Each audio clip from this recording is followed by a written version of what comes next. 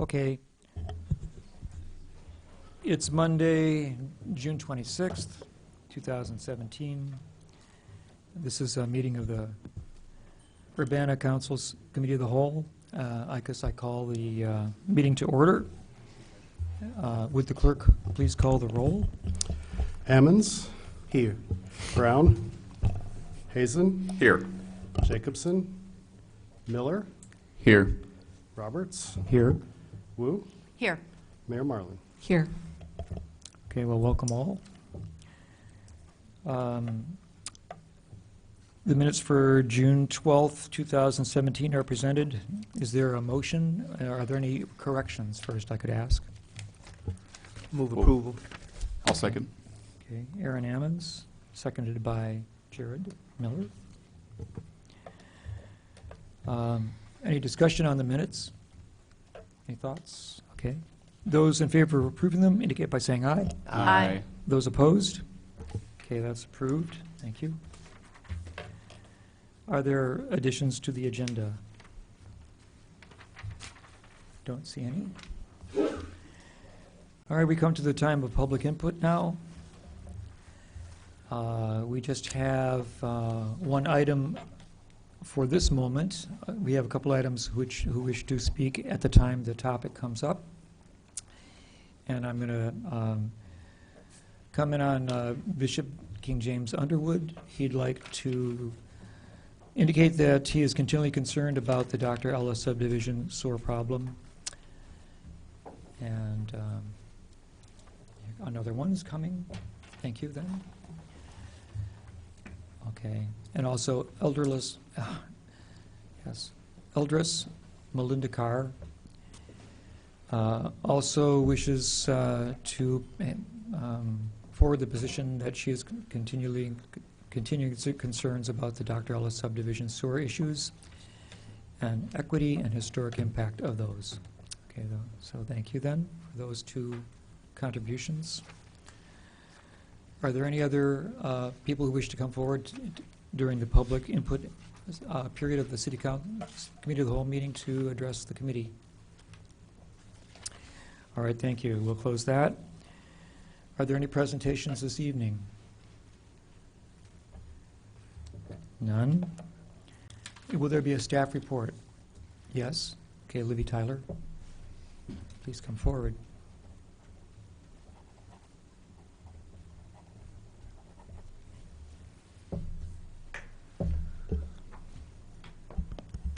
So I do have a short staff report.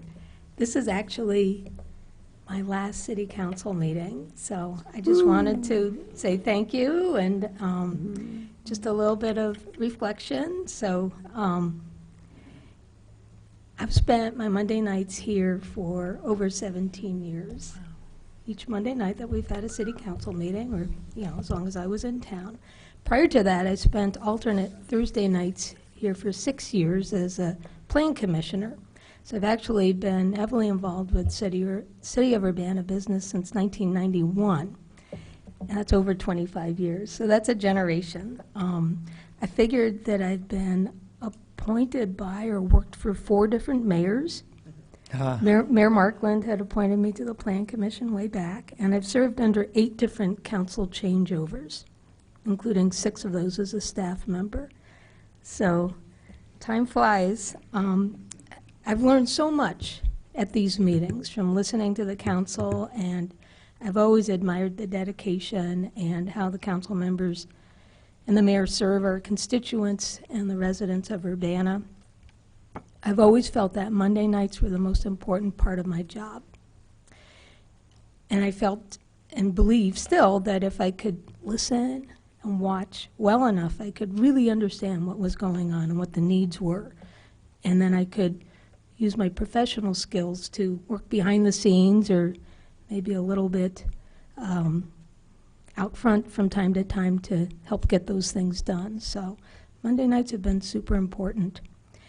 And I feel that together, the staff, myself, the council, constituents, including so many of our great neighborhood groups, and I know we have some more that we'll hear from this evening, we've gotten so much done in this time.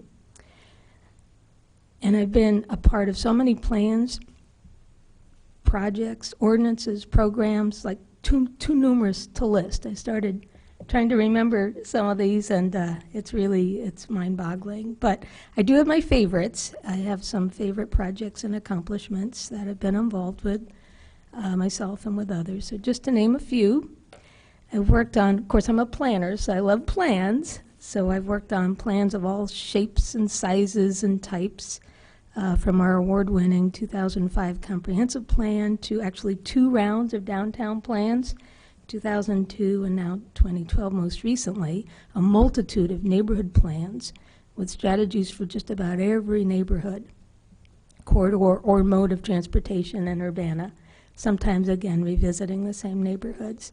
I've worked on so many creative zoning approaches that work for Urbana, for the needs in a particular area, including introducing our first ever design guidelines in Champaign, Urbana, and that's now been replicated 3 times, and possibly another type of guideline this evening will be talked about. I've worked on right zoning and remapping zoning throughout the city, zoning designations, constantly revise the regulations to reflect current practice and to protect constitutional rights. I think the single piece of legislation I'm most proud of that I was heavily involved in was our rental registration program and the expansion of our inspections, and what a huge impact that's made on the quality of life in our neighborhoods to have that program expanded and to have those systematic inspections to make sure we have safe rental housing.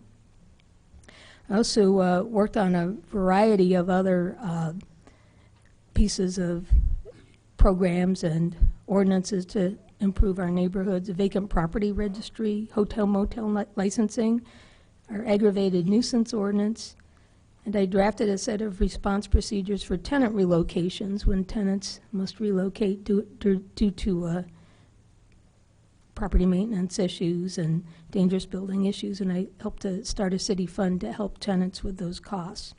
In the area of affordable housing, I worked diligently over a number of years to promote Crystal View Townhomes. So proud of that project. For those of you who've been around for a while, that's the old Lakeside Terrace, which was not a very nice or safe place to live, and it's a beautiful, beautiful, affordable community of choice. It's held up, so it's just a gorgeous neighborhood.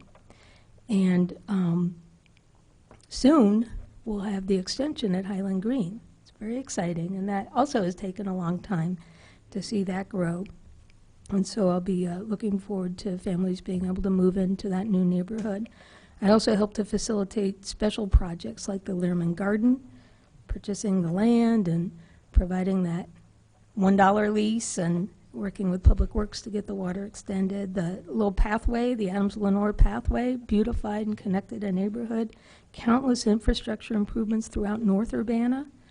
Blight reduction, so many dilapidated, dangerous, vacant homes and other buildings demolished using, by hook or crook, different grants, different programs to get those buildings cleared out and in many cases rebuilt with new affordable housing using partners like Habitat for Humanity and other housing developers. In the area of redevelopment, I wrote the plan and helped set up the TIF for Cunningham Avenue, which allowed for the O'Brien's Auto Mall to relocate, which is now Napleton's, and that then allowed for the Gateway Shops project to be done at that location. I helped to prepare the Philo Road Action Plan, and that was back when we lost Kmart. Remember Kmart, that store? What are we going to do with Kmart? And then Jerry's, which was probably one of our most beloved grocery stores. I think people still miss Jerry's. I worked to extend the downtown TIFs, and I advocated for major improvements in the TIF 3 area, including many, many infrastructure improvements and improvements to King School and expansion of King Park. And now, of course, we have a whole new generation of TIFs in downtown. In our downtown, I worked on countless redevelopment and incentive deals, including those for the Stratford apartments, wonderful apartments. Lincoln Square Village used to be just a mall, didn't have the office and the other uses, and Gateway Shops again. Worked on programs, so many different programs in the downtown. We had a gallery district for a while, It's part of our public arts initiatives, our amazing farmers markets, all our different business counseling and incentive programs that we've worked on. And then finally, in terms of new growth, I worked hard to annex territory in North and East Urbana primarily, and I promoted the original Build Urbana program, which helped spur the platting and build out of over 20 major subdivisions, residential subdivisions. So this is true growth in this time period. And some of these include Savannah Green, whole neighborhood, Landis Farms, Prairie Winds, Southridge, Somerset, and Cobble Creek, just to name a few. So you can't drive around Urbana without seeing the results of all this work that we've done together, which cumulatively has transformed and improved our neighborhoods. It's expanded the city in a smart, environmentally sustainable way. I think we've created so many meaningful places, businesses, and jobs, and safe, decent places to live. And I think some of you know I teach when I'm able, and I often tell my planning students that their goals, or my goal as a planner, is to come into a community or a situation and make it less bad than it would have been otherwise, make it better. And I think in my time here at Urbana, I've been able to do that, again, with so many other people, staff, boards and commissions, city council, of course, and our residents and neighborhood groups. So what's next for me? Well, most importantly, I'll rediscover what Monday nights are all about. What's on TV, what's going on in the rest of the world. I hope to see you out and about in the community at least over the next year until my husband and I relocate back to the Bay Area. Again, I've learned so much from you, and I'm so thankful for the honor and privilege that it's been to serve you and the residents of Urbana. So, thank you very much.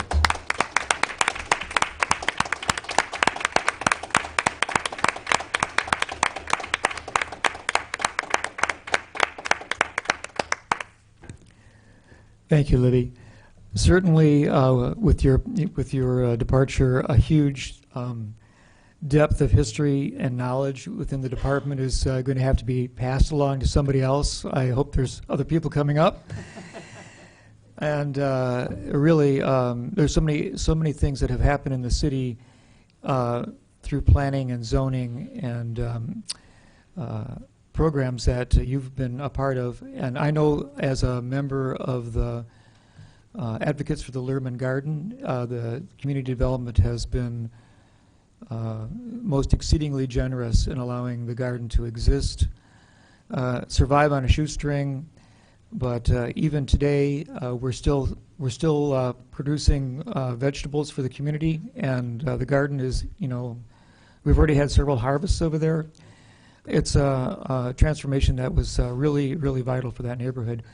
Just one thing about the many things that you've helped us with, so thank you so much. Yes, Mayor. I would just add, Monday nights really won't be the same.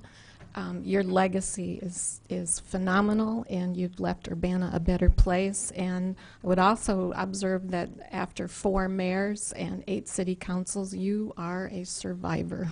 So congratulations, and we wish you the best in your next adventure in life. Yes. Okay, great. And now time moves along, and we bid goodbye to our good friends and welcome new ones. Other staff reports this afternoon or this evening? Okay, first up on the agenda then, as far as resolutions and ordinances, is resolution number 2017-06-040R, a resolution approving a memorandum of understanding that to participate in the ICJIA Partnerships and Strategies to Reduce Violent Crime Program, JAG Grant number 414503. And who would like to present on this one? Is there a presenter?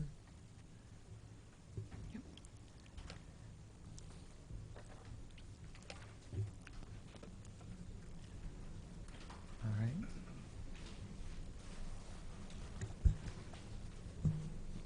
Chief Morgan. Good evening. This is Tracy Parsons. He's going to join me up here. This is really just kind of a housekeeping kind of thing. It's pertaining to the CU Fresh Start initiative that we've been involved in for quite a while now. And as a part of the grant process, there's a requirement to enter into a memorandum of understanding with the police agencies involved, just kind of spelling out what it is that they're expecting of us in our involvement. Did I explain that appropriately? He might do a better job of it. Well, we have a number of new council members, so I don't know how much I should share, or if you just have specific questions for me about Fresh Start or the MOU, or... Can you give a brief history? Very Okay. brief. I'm sorry? Yeah, go ahead. Do All right. that. So I can do that. Give me a 3 or 4 minute presentation on that. All right, great. The Community Coalition was established in 2012, 2013. I am the facilitator of that group. The Community Coalition is a organized group comprised of government, law enforcement, our educational systems, mental health organizations, and funders, and then our parks as well. So in my 20-plus years, one of the few groups where we all get together regularly to talk about social and community issues. We were born out of a police tragedy in Champaign. That was the impetus to form the Community Coalition. So roughly in 2014 and 2015 is when we started seeing our rise in our community violence issue. And roughly in November of 2015, there were about 20 members of our community that went over to a conference in Peoria to hear more about focused deterrent approach and different ways of addressing community violence. Mayor Marlin and Councilmember Ammons were representatives from Urbana that went over with members from the state's attorney's office, the county, city of Champaign, law enforcement agencies. So we had a well-represented group. I think we were the largest in the state to send 20-plus folks. And so after that conference of learning about some new strategies and a focused deterrent approach off of the book Don't Shoot by David Kennedy, in January of 16, through the Community Coalition, we formed a steering committee to look at our approach locally to address our gun violence issue. We determined that we wanted to follow this new approach to policing and addressing violence, so we formed a steering committee. I think there are 18 or 19 members on the steering committee from throughout the community, from law enforcement, leadership, from, again, government, from community members, individual members, faith community leaders. We have a pretty good represented group working on our violence issue in our project that we call CU Fresh Start. So in mid-2016, we applied for a grant. We found out about the grant at this conference we went to in Peoria in 2015. We were awarded the grant in October of 2016 for $127,500. The intent of our grant was to hire a project specialist, Mr. Vivian Gray, who's with me here tonight. We actually have a contract to do for researchers that are part of this work, and then we have some money to do some community training around our approach and community engagement and things of that nature. So as part of receiving the grant, they asked communities and those that are participating with the funds to, first of all, develop a steering committee, in which we had already done that before receiving the grant. But really, this MOU just kind of formalizes our partnership that we've had in place since we started doing the work. All of the partners will sign the MOU. It's been through City of Champaign Legal, U of I Legal, and the state's attorney's office. And then Mr. Gray, coming in, has kind of tightened it up and put some, a little bit more detail to the MOU. And so this is representative of our partnership and an expectation of the grant that we'd have an MOU in place to more formalize our partnership. That's strong and significant. Thank you so much. Yeah, it's certainly a very strong group of people coming together to perform this partnership. Are there questions or any other comments that you'd like to address? Yes, Mary. I was just curious, can you repeat how much the grant was for and how long is it? It's a one-year planning grant for $127,500. And is there an opportunity to either extend, or are there other grants that would allow you to move forward past a year? Yeah, so part of this grant here is actually considered a planning grant. And that's the reason we're doing these more formal types of actions. We got started before we had the grant. And so once we were awarded, we're now in that process of doing the planning work that the grant requires that we've already done. So we're going back and, you know, Mr. Gray has us organized and we're collecting their data. And it's really some fantastic work that we're doing. We're going to be really excited to share our work once we've been able to get it all documented and put in place. And so, yeah, that's kind of what we're doing with the documentation. Okay. All right. Thank you. Others? Would somebody like to create a motion for this? Jared? I just had a question. Okay, then. Please do so. Nice to meet you, Tracy. Yeah. I'm just curious. So it's 1 year. You guys got in October. So does it fall out October this year? Yes, it does. Gotcha. Yeah. So yes, to answer the second part of your question, there is an opportunity to receive more funding for implementation of our planning. So what we'll do in September is submit this grant with the hopes that we receive additional funding to continue doing the work that we develop through our planning process. Gotcha. Well, keep us in the loop. Yeah, I'm absolutely. excited to see what you guys come up with. Yeah, absolutely. Aaron? So what exactly is our involvement, or this MOU requires us to do what? Just what's detailed here for the outline? Is it just police involvement? What other aspects of the city, what sort of involvement do we have overall? Well, the city has been a fantastic partner with the development of our work. So the police chiefs, you know, Connolly and now Chief Morgan are instrumental, intricate in the development of our work. So this is the beauty of this initiative, is that law enforcement is working together with community to address our violence issue. Historically, we put the responsibility on solving these things solely on police, and we know we can't arrest our way out of this issue. And so Mayor Marlin has been on the steering committee, the planning team, the police chiefs, law enforcement engagement. Law enforcement is collecting data for us now as part of our work. I think those are the direct support and participation that the city has been intricately involved with. We've had 2 call-ins that the mayor has participated on the panels. So I think that's the city's involvement thus far.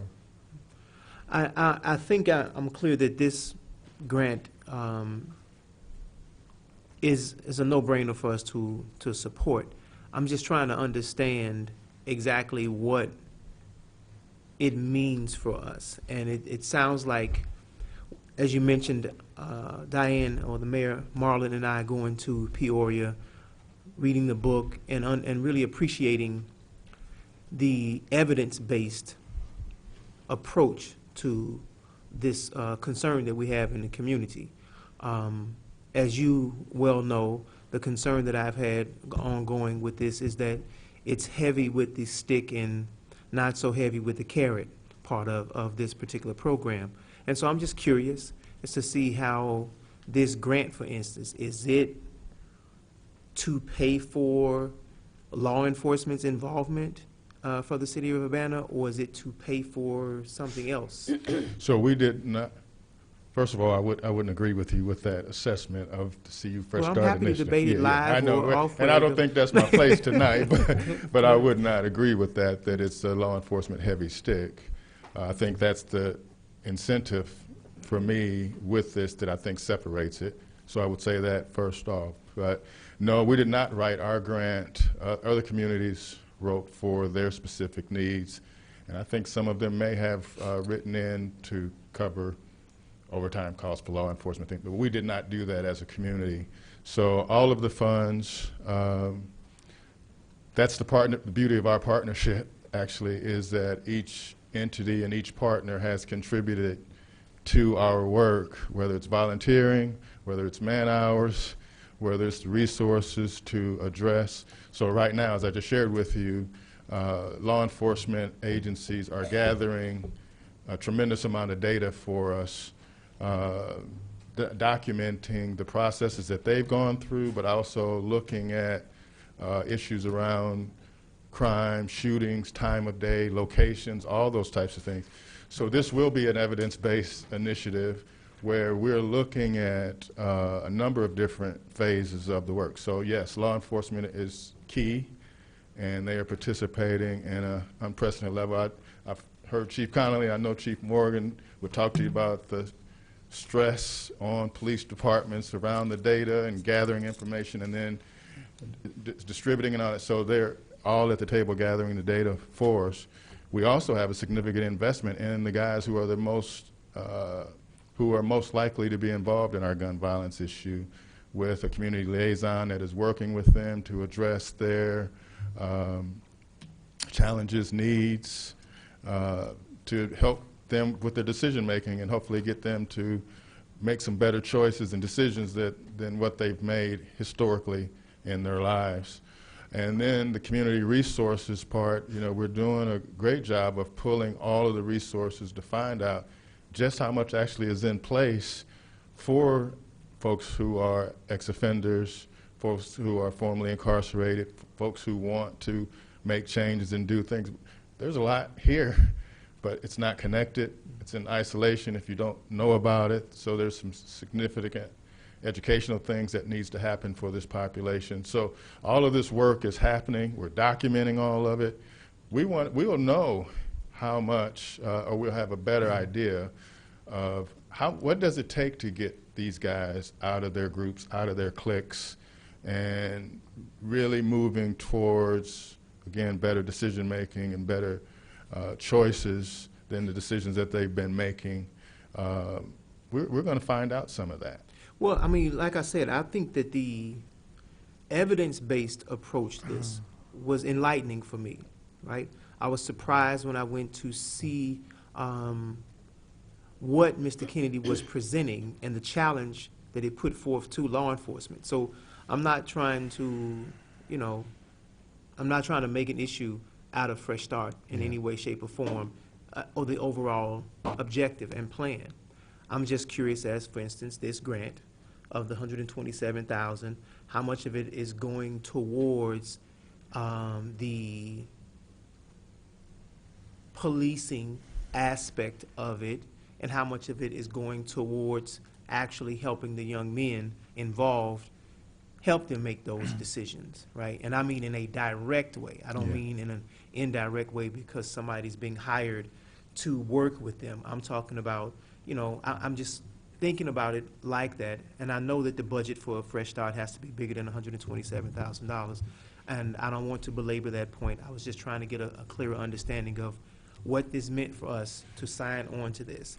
Is this just, in the past, when Chief Connolly presented the JAG grant, it was strictly for police stuff, if I remember correctly. It wasn't for community-based things. So that's why I'm trying to understand how this partnership works, where what appears to be police money can be used in a community initiative like this? So the Justice Administration grant is, there's different ones. So this is kind of separate from what we've done in the past. The one that we get every year, that we have been getting every year, I haven't heard about for next year, is for police departments, and those are things that we can then kind of make a decision, like how do we want to spend that money? And then last year it was a request to get more tasers. But this is a separate thing, and all my understanding of all the money is going toward the research and setting up of, because we're kind of going backwards, if that wasn't clear. I know Tracy tried to explain that, because we started doing some of this, and then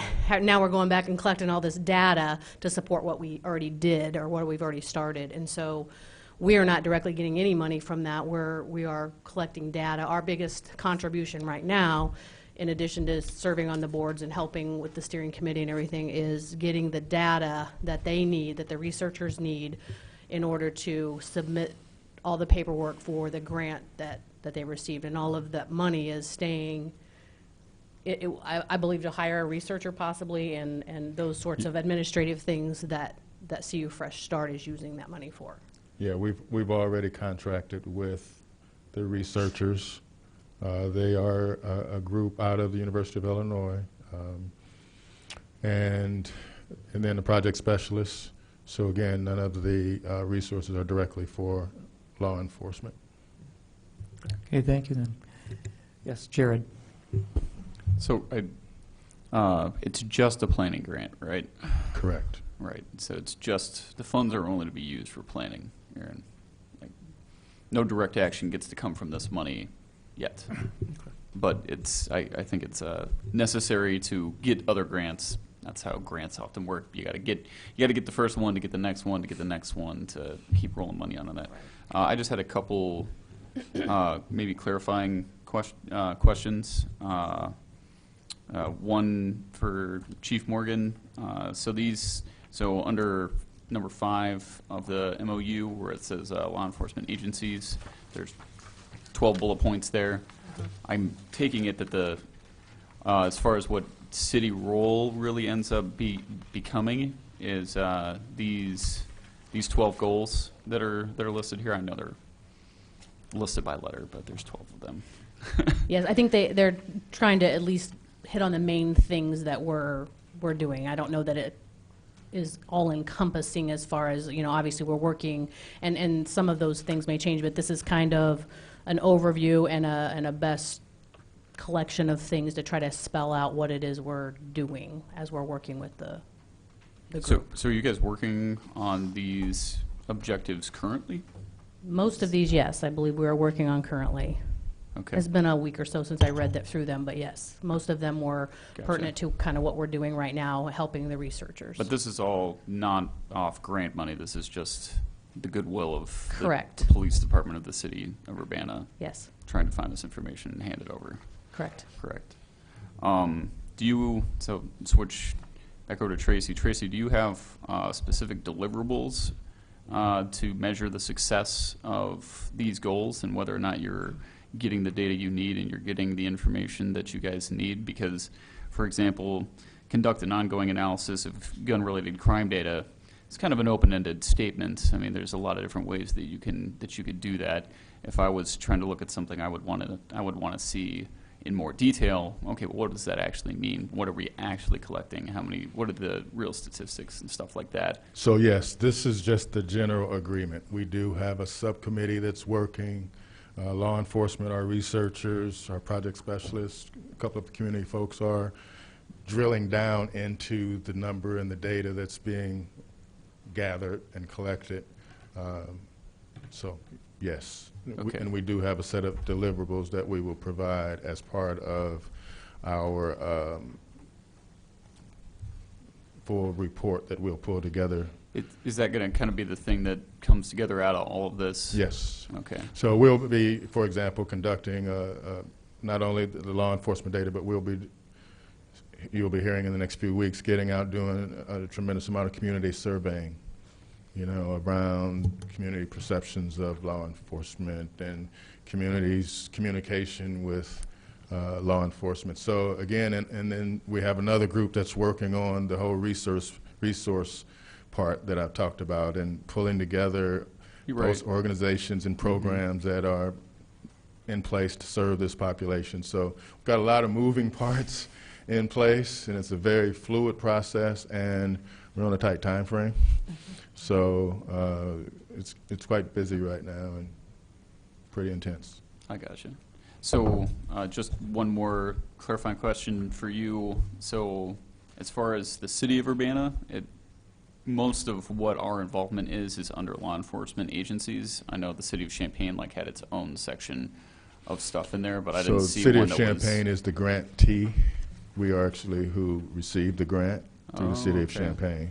Yeah, So there's some different responsibilities there, but yes, Urbana is in as a partner and a full member of our planning team. Okay. So, Community Coalition didn't receive the grant. The city of Champaign did. Correct. Okay. Because this Community Coalition is not a not-for-profit organization or anything like that. This is a convening It's just body. informal. Yes. Well, I'd be interested if you, I don't know if you guys can or not, but provide me personally with. Well, what we would love to Some- do some and what more we of that plan to do information. is once we have our full research report, we're going to do a community-wide kind of marketing thing going around. So we would love to come back to council to share the information around our reports, what are around the report, what are our recommendations, where are gaps in our opportunities. So we'll have all of that information readily available for our community, and very interested in sharing it with you and the rest of the community. Cool. Thank you. Okay, very good. That sounds like an opportunity we're looking forward to hear again from you. Yeah. All right. Is there any action on this resolution? Motion to move the resolution to council for approval. Second. Okay, Aaron Ammons, seconded by Marianne Alice Wu. Other discussion before we vote? Those in favor indicate by saying aye. Aye. Any opposed?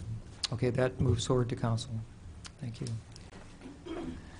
Next is Resolution 2017-06-041, a resolution relating to participation by elected officials in the Illinois Municipal Retirement Fund.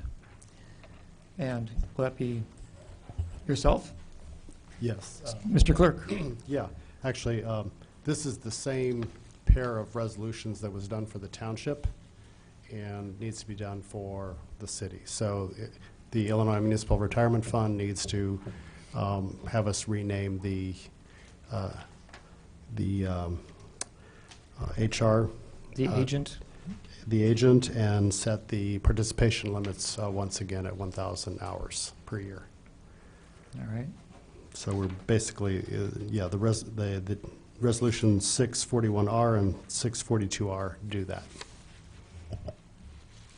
Okay, is there any questions?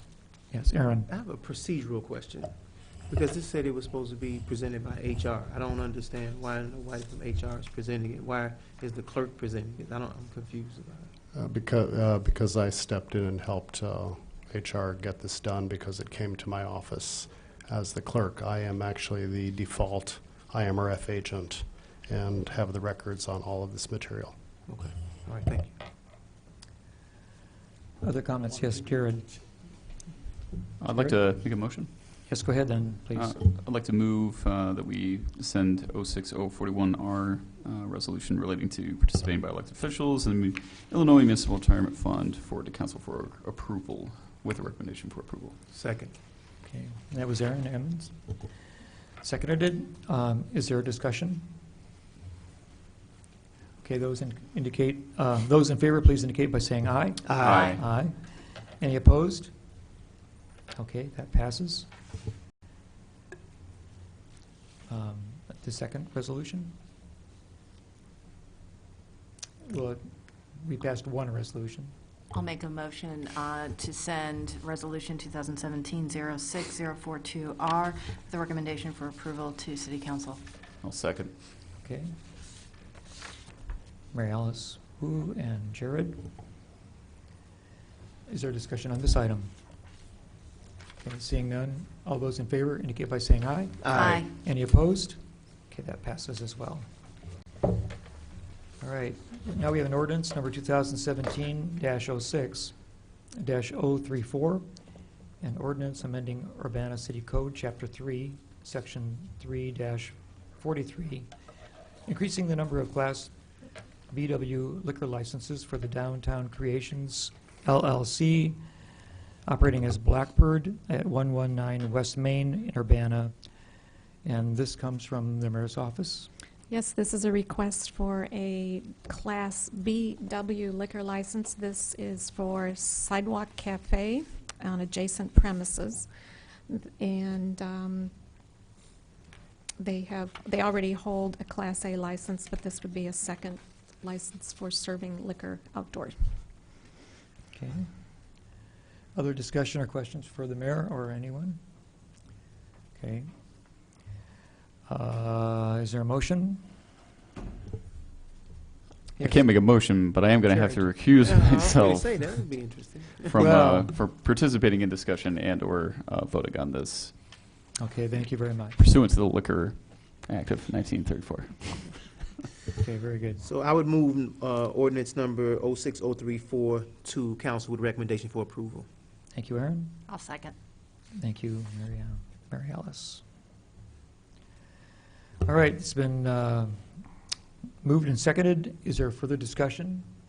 Okay, I see none. Those in favor indicate by saying aye. Aye. Okay, and I do too. And nay? None? Okay, that passes. Thank you. Next is ordinance number 2017-06-035, an ordinance amending Urbana City Code, Chapter 3, Section 3-43, increasing the number of Class R2 liquor licenses for Lumen Incorporated, operating at 300 South Broadway Avenue, Unit number 142 in Urbana. Again, that was from the mayor. Any comments on that one? Yes, this is just an R2 license for restaurants serving beer and wine. Beer and wine license. And herein lies the basis of all my recusals. So I guess I really better recuse myself from this one, Or else you get burned, yes, indeed. or else I'll get burned. So Okay, thank you, Jared.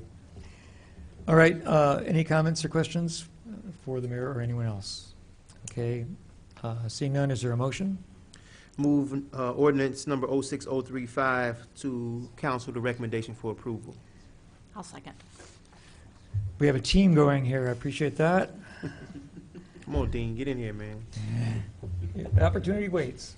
When it gets about here. Okay, right. There's a new formula for participation I hadn't heard about before. All right, any further discussion or debate? Seeing none, all those in favor indicate by saying aye. Aye. All right, any opposed? Hearing none, that passes and it goes forward to City Council. Okay, welcome back, Jared. Ordinance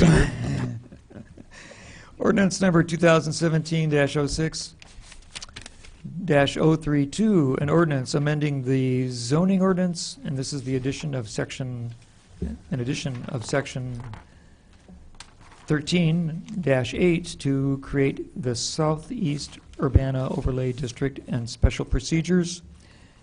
It comes from the Planning Commission, case number 2302 T17, and we will have two members who would like to speak at their time after we have a presentation. Okay, I Libby wanted Tyler. to, last case report here, but I just wanted to provide a little background. Started some discussion at the committee. It's a little bit late in the meeting, and just wanted to provide a little more of the context, and then Leela's been working hard to respond to some of the questions, and she'll have a more complete presentation, but just a few notes. This proposal is a result of a grassroots effort from this neighborhood, Silverwater, and the larger Southeast Urbana neighborhood group.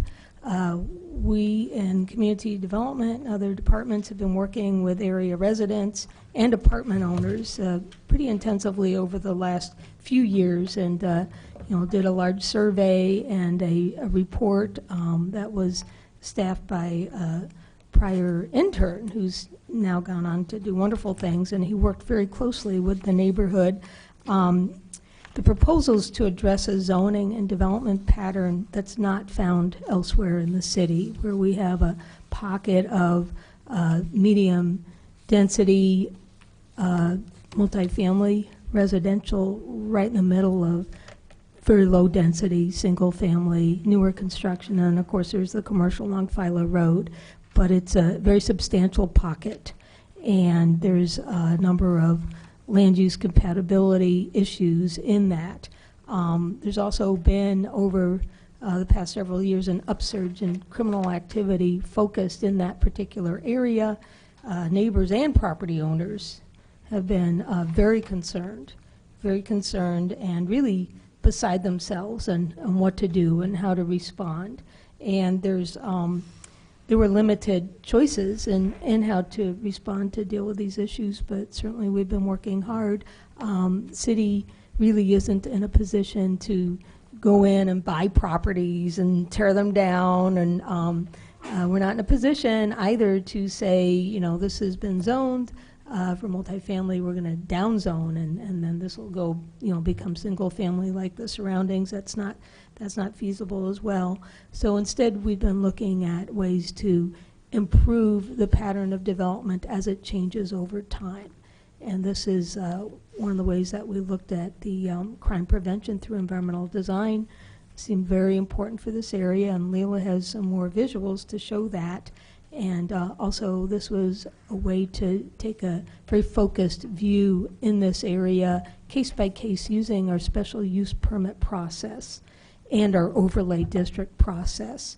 So it would send a signal, too, that we're going to be promoting more careful design that's more respectful of the neighborhood in terms of preventing crime in particular.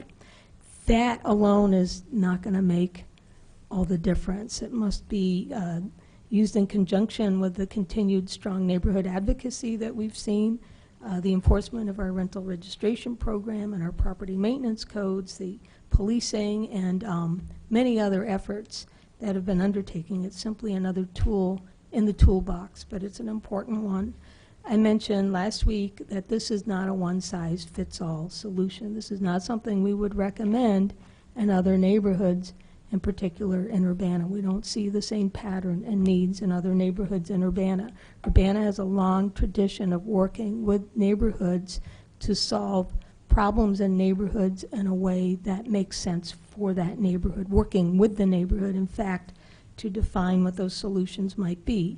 There are so many examples of this. We have, I think, at least 4 other overlay districts. The Lincoln-Busey corridor would be one. We have the MOR district along Green and Elm Streets. We have design guidelines for historic East Urbana. We have our overlay on the Boneyard Creek. We have different types of strategies that were identified for the Learman neighborhood, strategies that made sense for that neighborhood that those residents and property owners asked us to consider. CUNA had other things that they wanted to do with the plan that they prepared themselves.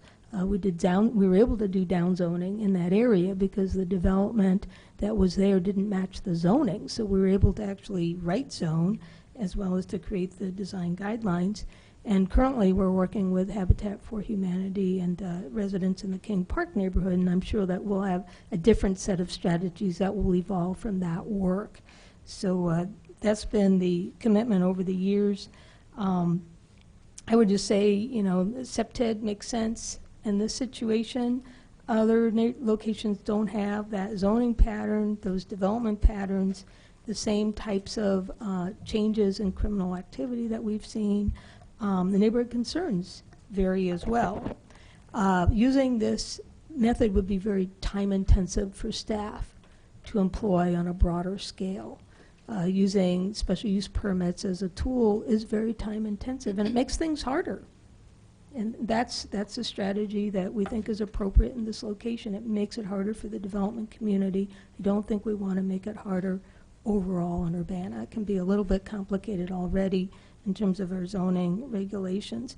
And I thought one of the planning commissioners really kind of hit the nail on the head, reading from their minutes. This was very good statements by some of the commissioners, and Mr. Fell, and they had very interesting debate, but he said that part of the Plan Commission's job is to react to situations that happen in the community. Why do we have a zoning ordinance? It's because we want to regulate what happens in certain places, and we don't want certain things next to other things. It's a small part of the zoning ordinance, but it's important.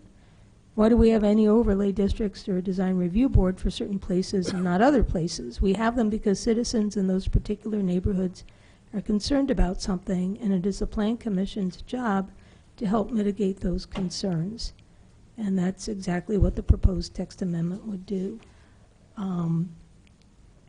So just in summary, we feel this approach would be good for the residents who live in this area because it will result in a safer, more decent, better place to live. It's good for the property owners. They want to see property values protected. They want to see a higher level of maintenance, a higher level of safety for the other apartments as well. And it's good for the broader neighborhood. This is something that SUNA supported, and just over the years, that's just been one of the most significant, important neighborhoods. Very, very, very large neighborhood association. They care deeply about their neighborhood. They're very committed, very passionate, very knowledgeable. So those are my intro comments, and Leila's got some more information to share tonight. Yeah, we'll do the presentation, then we'll get to questions. Well, I want to ask Libby a question. Yeah, and as soon as Leila finishes, you can have a chance to do that. Thank you. Okay, so just a brief overview, as per requested by council, some of the things that I'll be going over were kind of the prior research that Max had conducted in that area. We're going to be looking at his findings, some of the outreach that he conducted as well. And then also, because of the time that I presented the last presentation, I kind of skipped through pretty quickly, so I want to take a little bit more time and go through some of those SEPTED principles as well as the guidelines for construction a little bit more thoroughly. And then we'll also be looking at some of the current code practices as they relate to SEPTED. So just a little bit of background. As you mentioned earlier, this location here is unique in that there are lower density residential located adjacent to this higher density residential, which has kind of created some unique compatibility issues, which I'll go over. And then when we do these plans, we kind of look at, you know, when a neighborhood was built, why it was built, how it was built. And so this neighborhood kind of was built in a time when development had an emphasis on automobiles. And so we've kind of moved back away from that to more of a pedestrian environment. And so we'll see how that's affected that neighborhood as well. So this is the report here, Silver Water Area Safety Planning Solutions Report. It's about 110 pages long. So I'm going to be focusing most of it on his findings and kind of the what he saw in the built environment. And I'll also focus on some of the outreach that he did there. So some of the methods that he used, he looked at kind of a regional context of Urbana, and then you kind of like go from there and you focus in, right? So you look at the local and then the neighborhood level. He conducted site visits, took photographs, the public outreach with surveys and stakeholder interviews, and then the research. You look at current code practices, you look at how other cities have responded to similar situations, and then propose solutions. So some of the outreach, an advertisement of the survey was sent to 447 households, and then he received 273 online responses and 11 paper responses. So we went to the grocery store it's not currently there anymore, but they sat there and, you know, talked to people walking in and out, and then he also conducted door-to-door stakeholder interviews. So these are some of the responses. They're kind of just a summary of the main conclusions drawn from the stakeholder interviews. So he interviewed everyone from renters, homeowners, neighborhood leaders, police department officer, and a local political leader. And you kind of see some trends in here with what are some of the things they want to see as far as lighting and infrastructure and property maintenance.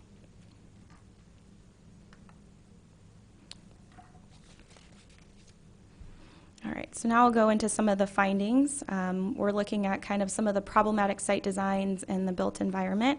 So this is just a map that I pulled from the report, and it kind of is just an overview of what I'll be going through here, but you can kind of see the location and how he mapped them all are in this multifamily area. So some of these compatibility issues that I was talking about earlier with the high density located next to it kind of creates this architectural clashes, density clashes with the lower density right next to the higher density multifamily. Okay, the auto orientation and sidewalks. We have large surface grade parking lots and lack walkways. The walkway connectivity is limited, and you can really see that here. See how some of these just kind of end, and then, or people have to walk through parking lots to get where they're going. In certain instances, people park and then have to walk an entire block to get to the entrance of their apartment building, so instead they walk through grassy areas that are not intended for pedestrian crossings. And that's most prevalent on Philo there, where they park in that large parking lot and they have to walk through it, and sometimes there's not the best lighting there. So moving on to lighting. Several parking lots and pedestrian networks are not well lit, so this kind of creates that perception of danger. And then overall lighting in the area is sparse and not at a pedestrian scale, so they're more focused on automobiles. Vegetation, you can see some of these areas, well, so talking about sidewalks here, this is another area that doesn't have one, but going back to vegetation, there's a significant lack of vegetation fronting the multifamily structures. So vegetation, when we think about SEPTED, creates this physical separation between private and public spaces. So it's kind of that intuitive, I know where I'm supposed to be. And then on the other hand, you can go the other extreme, and heavy vegetation that's not well maintained can pose a risk to property and people. It creates potential hiding places and limits the natural surveillance of the area. Blank walls and entrances. Oops, let me go back. There we go. Okay, so building faces that lack windows, reduce transparency, and minimize visibility. So this is kind of what we're talking about here. This is the street, and there's no windows, so anyone in that building would not be able to see what's going on the street there. And then several entrances are recessed and lack lighting. Fences. So there are spaces that are not visible from the street, provide increased opportunities for crime to occur. So when you think about fencing, we're thinking about the idea of natural surveillance and also separating the public from the private sphere. So this picture on the right here is a picture from, well, they're actually both pictures from the area. This one is how the fence has done a great job here of kind of separating the public from the private, and also, you know, creating, it's opaque so you can see through it as well. Maintenance. So another thing that was noted in the study, there is a series of maintenance issues, and this kind of the idea with that is that maintenance issues can lead to additional nuisances and portrays a lack of pride in the area. Okay, so this is just kind of like a hotspot map of the design and maintenance issues, and then it's kind of overlaid with some of the crimes that are taking place in the area, theft and the break-ins.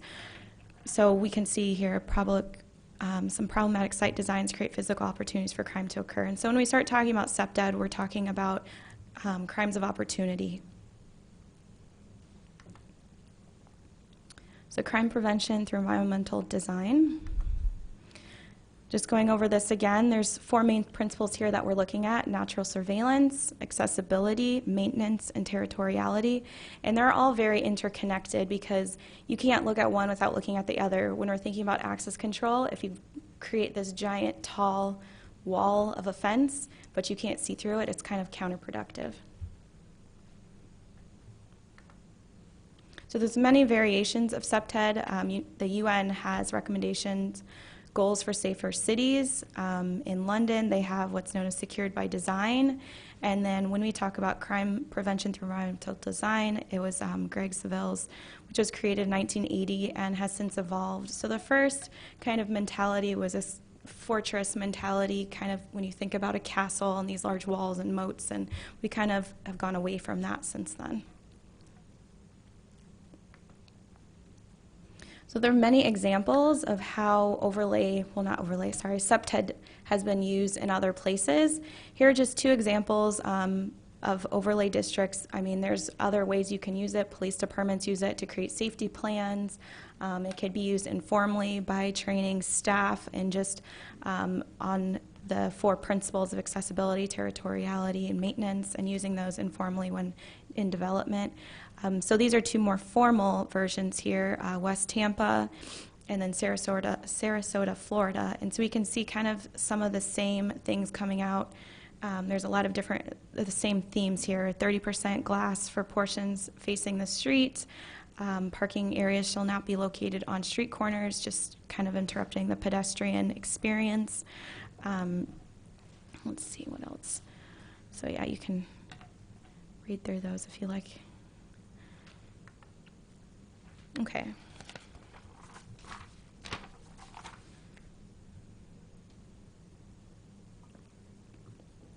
So now I'll just give some examples, some pictures, before and after pictures of areas that have used SUPTED. I've used this picture a couple times on the left here. We're looking at entrances kind of being clearly visible from the street, and also for the pedestrian to know exactly how to enter that building. There's no, the top left picture, it's kind of unclear where to go. The bottom left, you can see the improvements they've made. It makes it a little bit more clear. And then on the right-hand side, we're focusing more on kind of those access controls and separating the public from the private spaces. Again, here at the top, we have the fencing. It's opaque. It's kind of closing off a location that people should not be in, but also making sure that you can see what's still going on in that area. And then on the bottom there, there's a pedestrian network. It's very clear where you're supposed to be walking. On the right-hand side, I guess.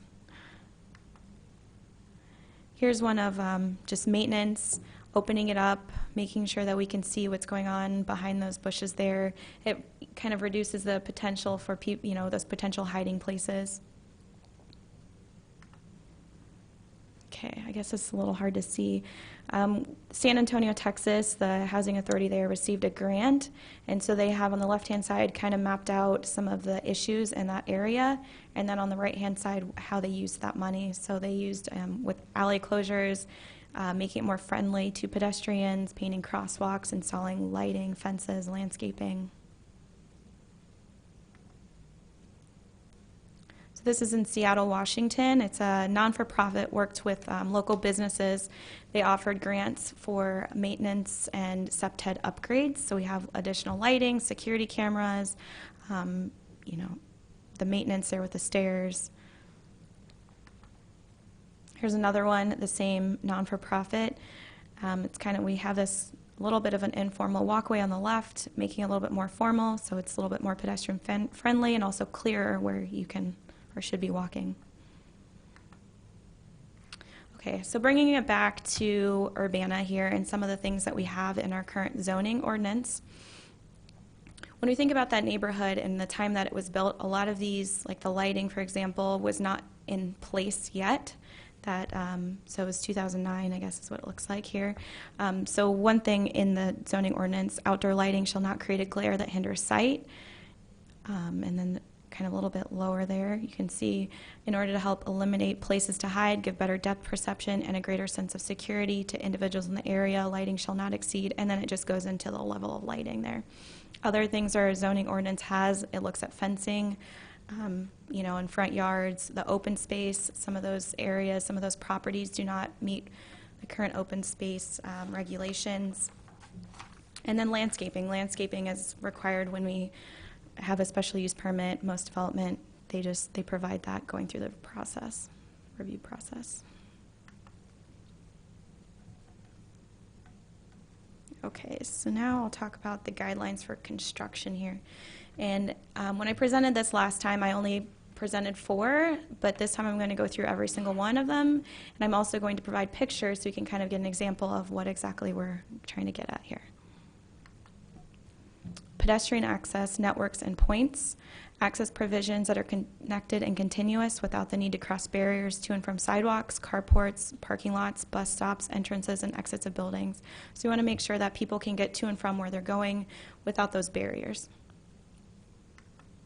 landscaping. The use of low-maintenance landscaping is encouraged. Placement of landscape materials should be such that it does not interfere with sightlines. So on the right, you saw that picture earlier on the left, but on the right-hand side, you can see how those sightlines are not blocked. It's maintained. Facades. Blank facades should be avoided in order to encourage natural surveillance of an area. So that's just the image showing, you want to see what's going on the street there. Lighting. Lighting should be appropriately placed and oriented and should not result in excessive shadow or glare. Lighting fixtures should be well spaced and kept in good working order. Alleys, walkways, and parking lots should be well lit. Lighting should be placed in outdoor common spaces and should reflect the intended hours of operation. So we're trying to avoid that shadow and glare. We want to make sure we can see what's going on. We want to make sure that people feel safe in their environment. Entrances and exits. Entrances and exits should be clearly visible and well lit, both internally and externally. Entrances and exits should be located such that they can be clearly identifiable from the street. So again, we want to make sure pedestrians know where they're going, how to get into a building. The picture on the right it's a single family home there, but you can see how the front door is well lit. They know where they're going. It's inviting. Public versus private spaces. A thoughtful separation between public and private property should be created, taking into consideration fencing, landscaping, screening, and sightlines. These distinctions may be made using features such as low walls, fencing, seating, landscaping features, and changes of material and texture. So again, remember that picture that I showed before with there wasn't really a separation between the public and private spaces. It wasn't as clear, and here we can see it's very clear what is the private area, private space, and what is the public space there. Materials. So this, again, is that picture I showed earlier. The use of context-appropriate, durable, and low-maintenance building materials are encouraged. Again, this is just, we don't want to make it more difficult for anybody. So if you put something in that's low maintenance, they won't, it's less likely to get vandalized. If it is vandalized, it's easier to fix. Additional items not listed here and should be considered to promote healthy behaviors and reduce mental fatigue. Bus stops, exercise equipment, those types of things, additional landscaping features, water features, artwork. Security. Installation of appropriately placed security cameras is encouraged, such as in stairwells and elevators and other locations where sight lines may be blocked or which may feel isolated. So again, thinking about if someone thinks they're going to be seen, they may be less likely to commit a crime. And also if someone, if there's a security camera, someone might feel safer going into that area. So options, again, move this with a recommendation of approval, move with a recommendation of approval with suggested changes, and forward with a recommendation of denial. Okay, well, I know, Aaron, you had a question, so please go ahead. All right, so my first question was, Libby, you had mentioned Habitat for Humanity and partnering with them. Is Habitat also building homes in this area? Not that I'm aware of. I think they are looking at other neighborhoods where there's lots that might be available. I know one thing that we'd like to do is try to expand our target area so that we can use our HUD funds in this neighborhood and other neighborhoods, and that's something that we can look at. Of course, it needs to be income qualified, so that might be a little bit difficult in this area. So But that's a fair question for Habitat. Are there vacant lots? I think it's a newer neighborhood, so we don't have as many homes that have aged out, if you will. I think that might be one of the obstacles. But they can work in any neighborhood if they're not using HUD funds or other grant restrictions. So HUD funds would restrict them from working in the Silver Water area? It's not part of our target area. So the city's funds can't complement. So for example, in East Urbana and North Urbana, we've been able to acquire lots. The city might acquire the lot and then deed it over to Habitat, and they would build the home. That's been the pattern that we've been able to replace the housing that's become dilapidated or uninhabitable with newer housing. So that's worked in those two neighborhoods. I think in the Silver Water neighborhood, again, those are newer homes, so we haven't seen as many tear downs in that area. So this is an issue of what we have targeted as a city from a habitat standpoint. We don't build, we don't work in conjunction with Habitat to build homes in maybe in the southeast Savannah area, in this area of Silver and Water that we were talking about. That's what I'm hearing you say, We right? could if we had a funding source.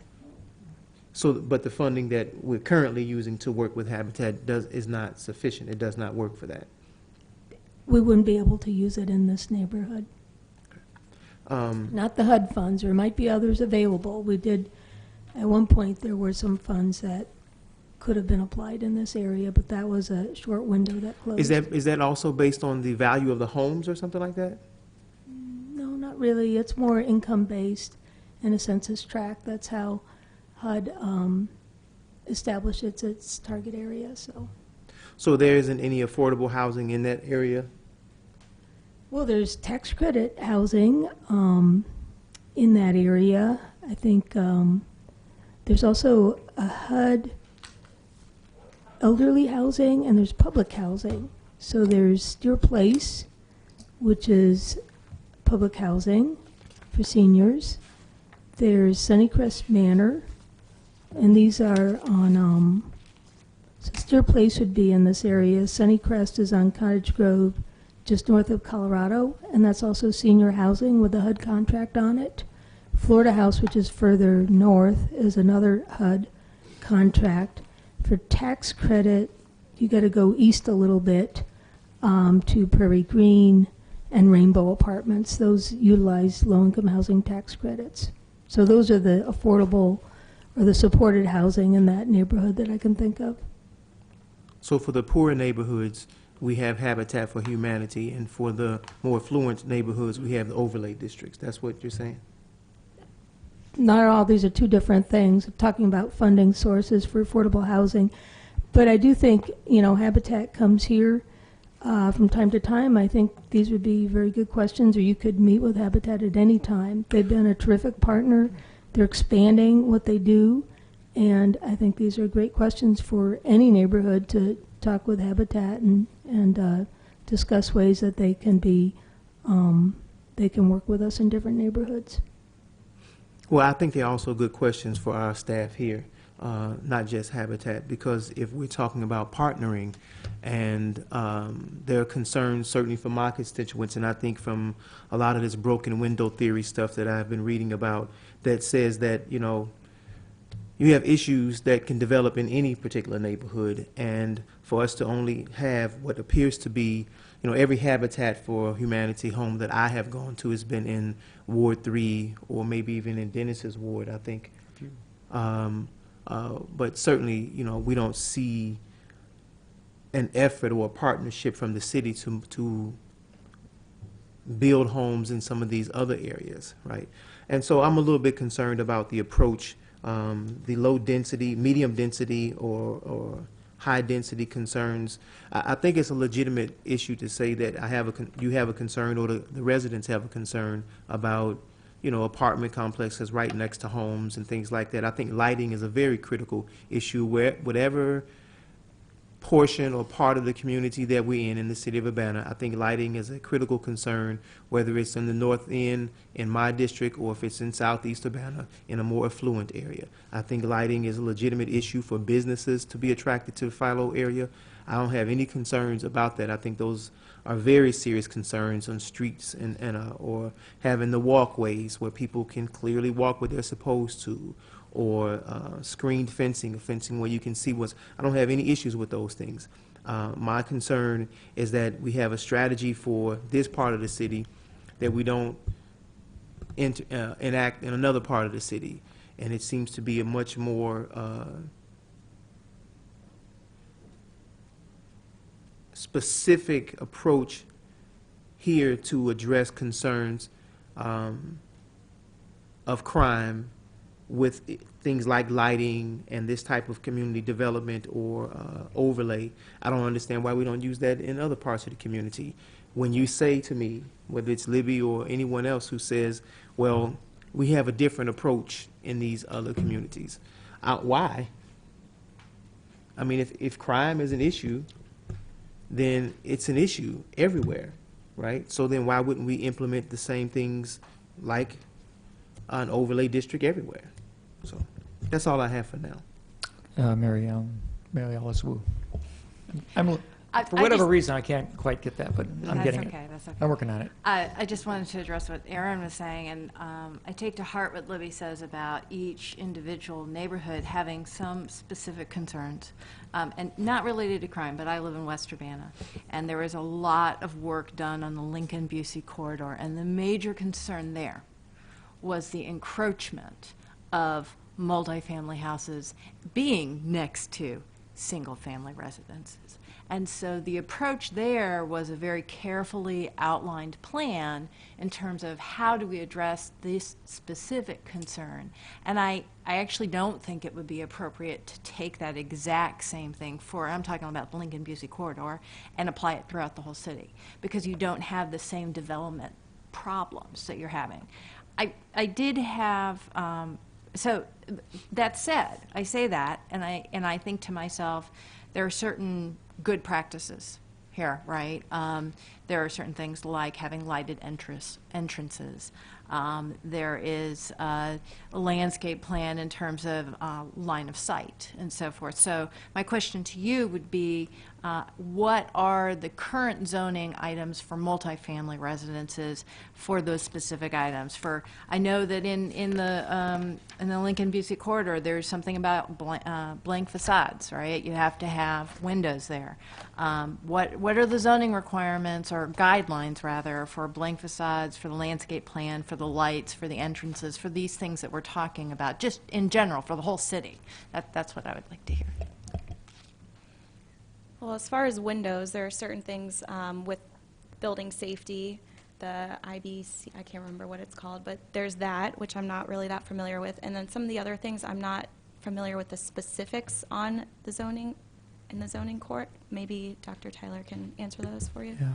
Libby, do you want to comment? So most of those elements are building design elements. So if they're not required by building code, they would need to be required with a design review process and guidelines. And we have that in a few areas, but we don't have it throughout the city. That would really be terrifically burdensome, not just for the city, but for residents. But in certain key areas, we've applied those design guidelines. So that's a good way to do that. In this case, we're looking at using the special use permit. Some of these things are embedded. If they're more about the site, you tend to find them in the zoning ordinance. So the lighting, we've modernized and regulated that to require lighting with certain magnitude and certain fixtures. That's gotten very detailed, and people need to do a lighting plan for any commercial or multifamily development.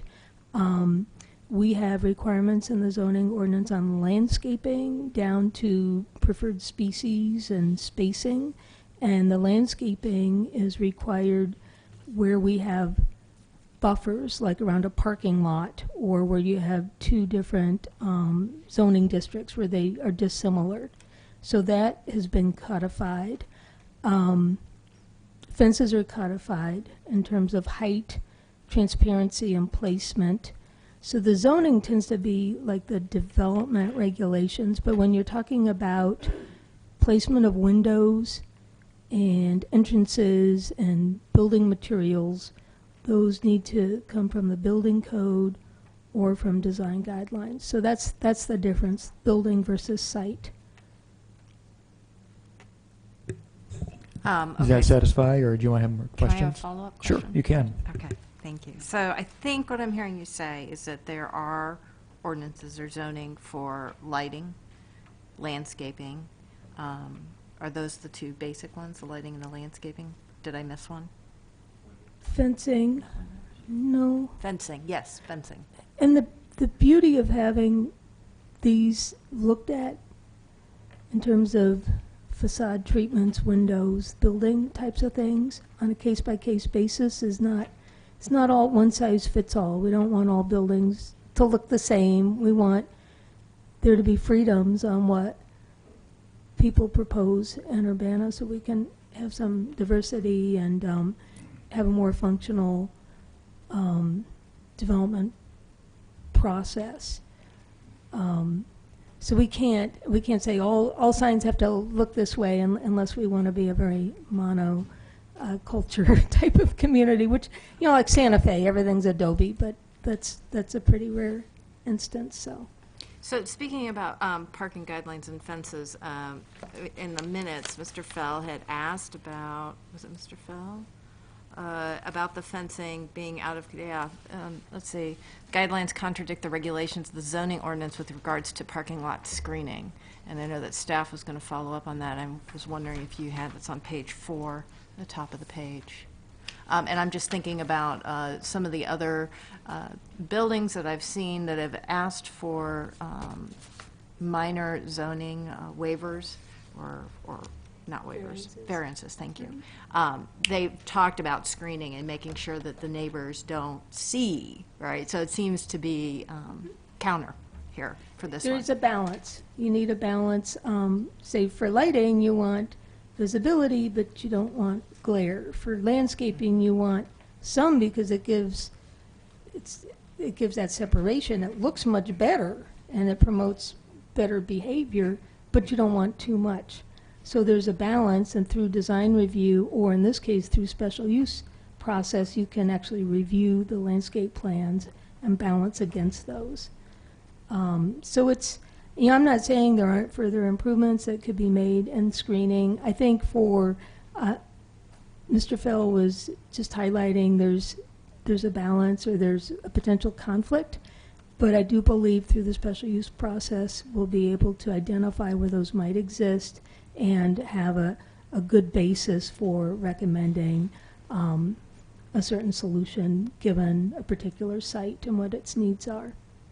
So in terms of the parking lot screening, does it mean that the parking lot screening, the zoning regulations for that do not mean that you have to screen it from the, I'm just trying to get a handle on the contradiction between what's in the zoning ordinance versus what's in the special use permit. I don't know, you know, I don't know that there is a contradiction. I think we're asking to reduce cut-throughs. The screening will help. I think we have screening required in the zoning to reduce glare of headlights. And I don't think there's anything in this that would prevent people from complying with that. So I don't know that there's a specific conflict. I think that it's a balancing act, that you can meet the screening requirements and meet these guidelines. Thank you. All right. Jared. I got one historical question, Libby, that perhaps you can answer for us. So I know I've spoken briefly with some city staff, with Lori Pearson, a little bit about how this ever happened in the first place, that these medium density and high density housing got built there, and that it was supposed to be intended for students and all that kind of stuff. And I know we're trying to learn a lesson here about planning for the future and making wise decisions about how we make these things going forward. Do you, staff, feel like we have ordinances in place elsewhere that are going to prevent this same kind of mistake from happening to us or in the future, outside of, you know, what seems to be necessary to fix a problem that was not noticed back when all of this development was approved? That's a great question. You know, I'm sure we're committing blunders that will only become apparent 30 years from now, but, you know, hopefully we've learned a lot. You know, not having continuous sidewalks, that's a problem throughout the newer parts of the city. And the older parts of the city, it's sort of like we forgot how to do some things in planning during the 60s and the 70s. We became more suburban and more car dependent, and that resulted in patterns like this. I think also people just had wasn't very context knowledgeable. There was just a wisdom, the thought at the time was, here's your commercial corridor, and it used to be a state highway, and you put your multifamily right next to it, and it's just sort of zoning by block without really thinking through what a neighborhood needs.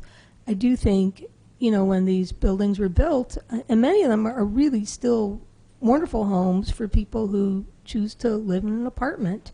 It happened to be that for many years this was a choice for a lot of graduate students or students who had families to live not as close to campus, but to live in this neighborhood. And then that began to change, and the properties themselves began to get older and to show the wear and tear. And I think those are the factors that led to this particular conundrum here. But it's hard to predict. I hope we've learned and can do things better. I think when we listen to neighborhoods and build in a walkable, smart way, that those will be more enduring patterns where we can, if we can do design reviews or special use permit reviews, that almost always improves a project. Almost always. It goes in and, you think it's going to be one thing, and there's improvements that are made in design review. So cumulatively, if you do that project after project in a neighborhood, a transition zone like where we apply that, it makes a difference. I've seen that on Green Street. The MOR district has made a difference. All right. I want to allow the people in the audience pretty soon to come forward too. They have two people who want to comment. And Jared, I'll give you one more option to talk, and then I would like to pass the chair to Dean for a minute so I can say something.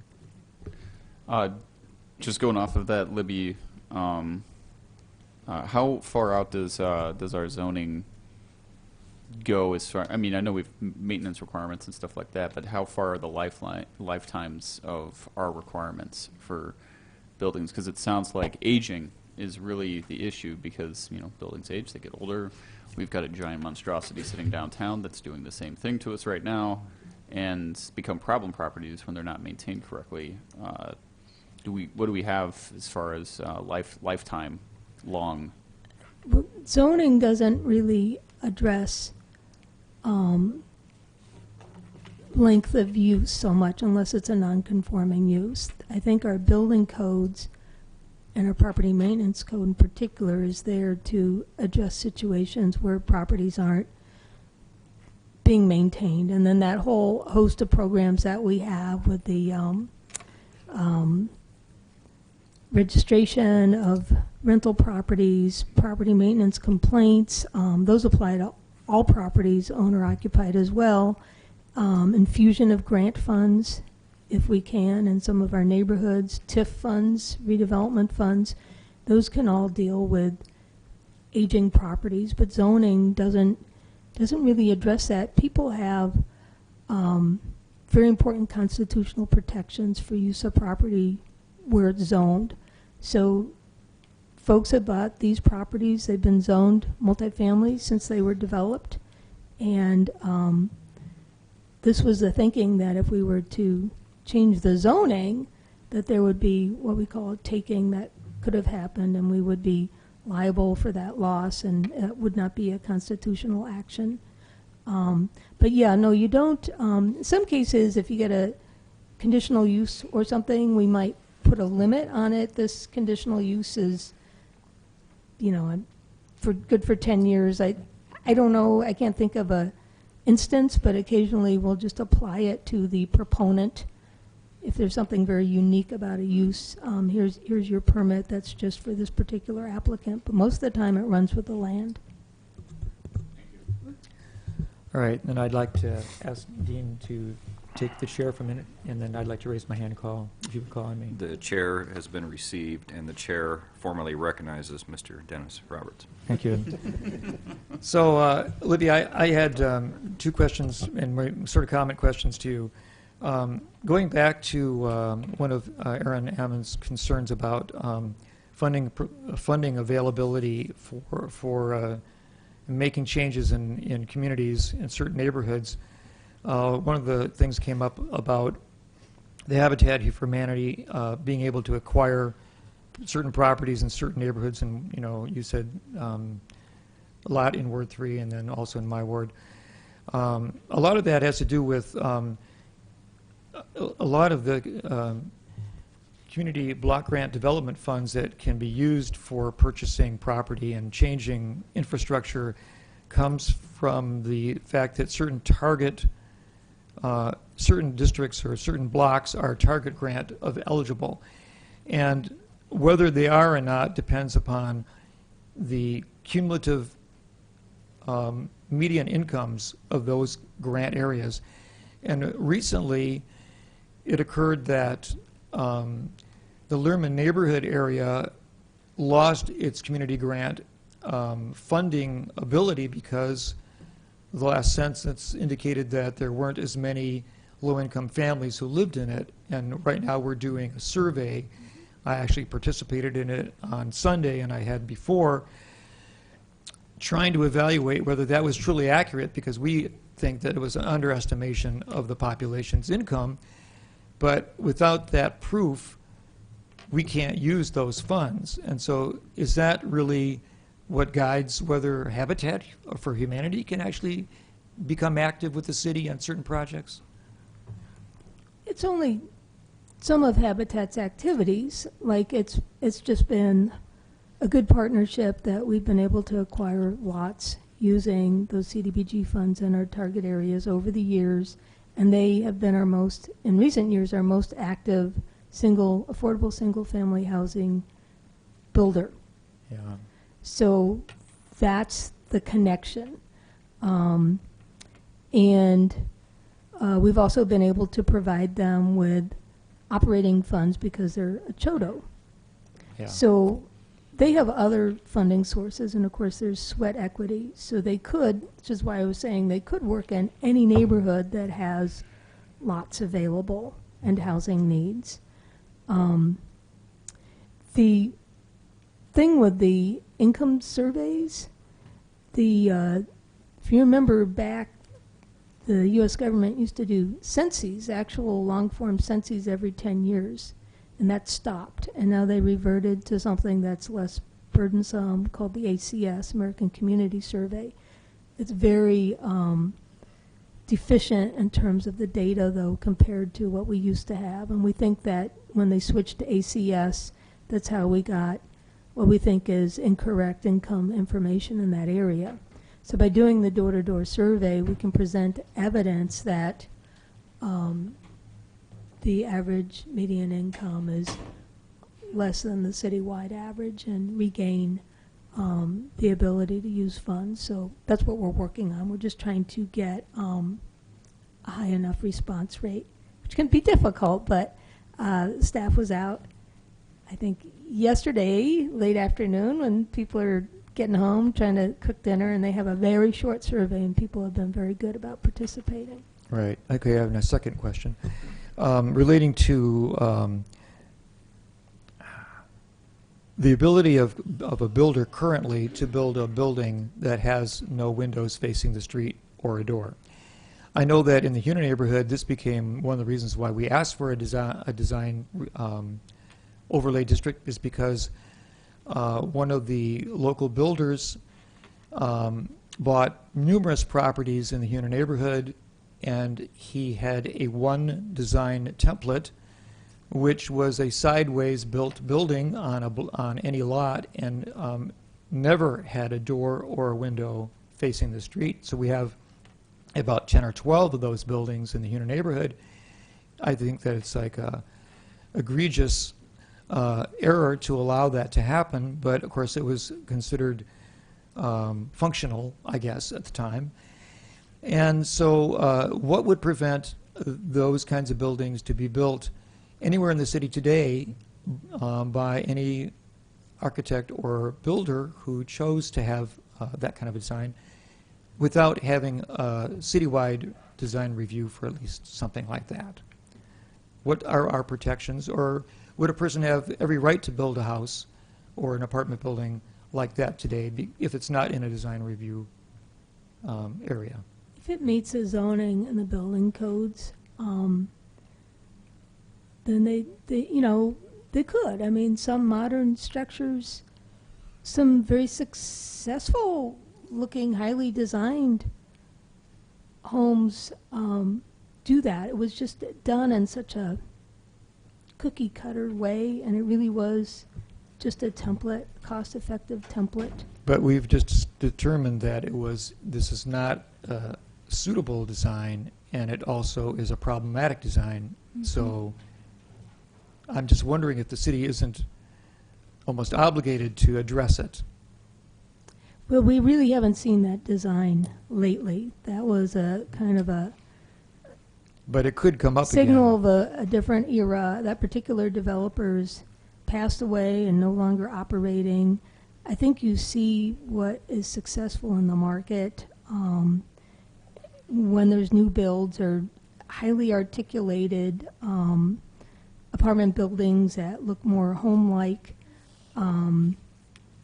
I think we have a different type of modern structure that we see near campus and in Champaign, where they're using a lot of glass, colored panels. These are trends in architecture, and sometimes those trends age well, and sometimes they don't. Okay, thanks. Okay, I'd take the chair back if you're willing to surrender it. I will surrender the chair, sir. Okay. I actually have one more question. Yeah, Aaron, and then we're going to go out to the public input. So, in the memo that you guys have given us, it says that the area referred to as Southeast Savannah or the Silver Water area presents unique compatibility issues due to the placement of high-density residential uses adjacent to low-density residential uses and in close proximity to a commercial area.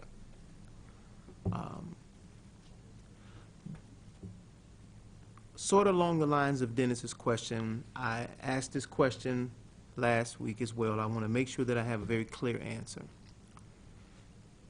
Since this, I don't know if I would call it a study, I don't know if it was a real comprehensive study, it was more of a survey done by Mahalik, is that how we say his name? Anyway, my concern, or my question is in relationship to, does this zoning or this overlay district, this proposal, will it prevent high-density or even medium-density apartment buildings being built in this location? No, that's a zoning right. It's a zoning right.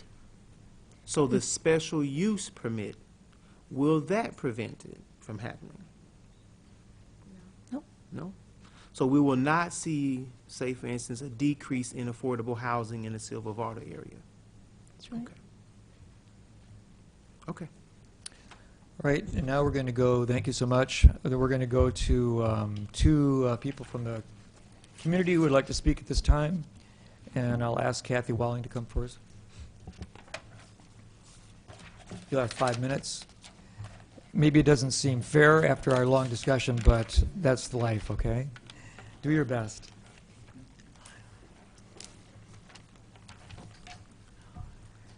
5 minutes is easy. Thank you. Then. I have very large type, so. Okay. My name is Kathy Wallig, for those of you who don't know me, and I am a member of SUNA and a member of the SUNA Steering Committee.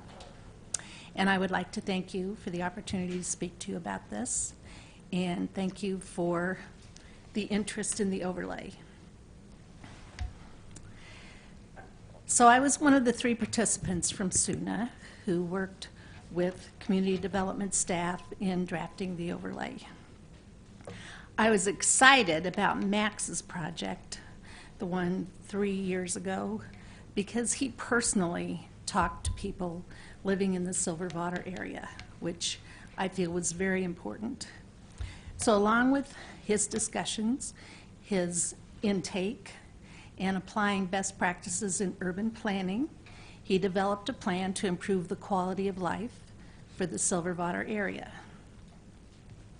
That's what the overlay is really about. It's about quality of life. People should live in safe places. They should not be afraid to be in their apartment or their duplex or their single-family home. They should not be afraid to walk from their car or the bus stop to their apartment. They should not be on a first-name basis with all our police officers because they spend so much time patrolling in the area. They should not be afraid to leave their houses or their apartments and worry if they'll come home to a burglarized apartment and their possessions stolen. So I am a rare breed in Urbana. I'm a townie. I was born here, raised here, and I know the history of the area, and I know that the problems there didn't happen overnight, or in the last 7 or 8 years that Silver Water has been in the news. It's been a process of 50 years. And as Jared asked, how do we stop this from happening again? Which we really can't apply to Silver Water right now because we have to work on Silver Water right now. I could be wrong, but I think Silver Water is the only area in Urbana with the age of the buildings. They're 40 to 50 years old, and the area is so densely populated. The only area I think that can come close to this would be Aspen Court. And to me, the big difference between the two is Aspen Court has one owner, whereas Silver Water has numerous owners and landlords. So my first concern about the need for the overlay is for the residents in the apartment buildings themselves. My second concern is for the neighbors who live nearby. My third concern is for the city itself. The overlay sends a powerful message. It tells companies or individuals who deal with multiple family dwellings that we have standards. We have standards of safety. We have standards in quality of life. And we will tolerate only so much because this is the right thing to do for the tenants. So we do have some good landlords in the Silver Water area. They've voluntarily done things to improve their properties. They've installed security cameras. They've put up fencing. They have moved huge dumpsters out of sight. They have removed vegetation. But we have some pretty crummy landlords in Silver Water as well. And we know from one, the only way we get him to comply is fighting him in court, which is very expensive for everyone. So I think we also need to send the message with the overlay. If you're going to buy, if you're going to renovate, if you're going to remodel, this is what you're going to have to do to accommodate the quality of life in Urbana. 1 minute warning. Okay. I've heard some of you want to apply the overlay to the whole city, and this goes back to something Libby said. We have clearly defined neighborhoods. Our neighborhoods have clear identities. They have personalities, and I think what works in one neighborhood does not necessarily work in another neighborhood. Going citywide, I think at this point is a mistake. We've been working on this for a year. We need to do something now. We need to get a move on Silver Water. We need to improve that area. So I just want to say that I hope you will vote in favor of this amendment, and I thank you for your time. You are great. You only have 2 seconds left. You were such a good timer. All right. All right, any questions? Thank you. Well, I guess we can, if anybody has a question for Kathy. Thanks so much for your participation. Teresa Michelson?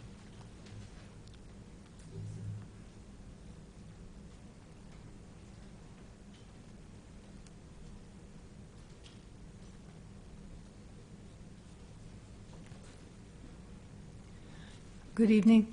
I'm Teresa Michelson. I'm also one of the members of the Southeast Urbana Neighborhood Association. I live at 2013 Silver Court West. Go down through the Silver Water area to use the gym. I used to go to County Market that way, no longer. So we've lived in that area since 1988. So I've seen a lot of changes in the neighborhood. I do want to put a plug in for Max Mihalik, who was an intern with the City Development Department, and this was a major project for his master's.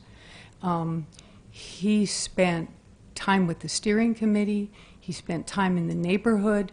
It wasn't just a little survey, Aaron. It was a really strong study that he did.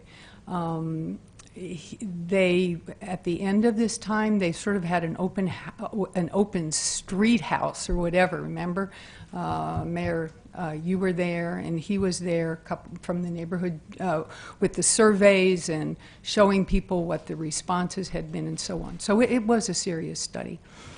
I guess I really want to make the point that this doesn't really affect very much there because it doesn't impose anything on the buildings that are there. It's only if a multifamily, the owner of a multifamily building decides to do some serious remodeling. I mean, I think they have to increase by 40%, something like that, their floor space. Or if someone were to come in and build new apartments there.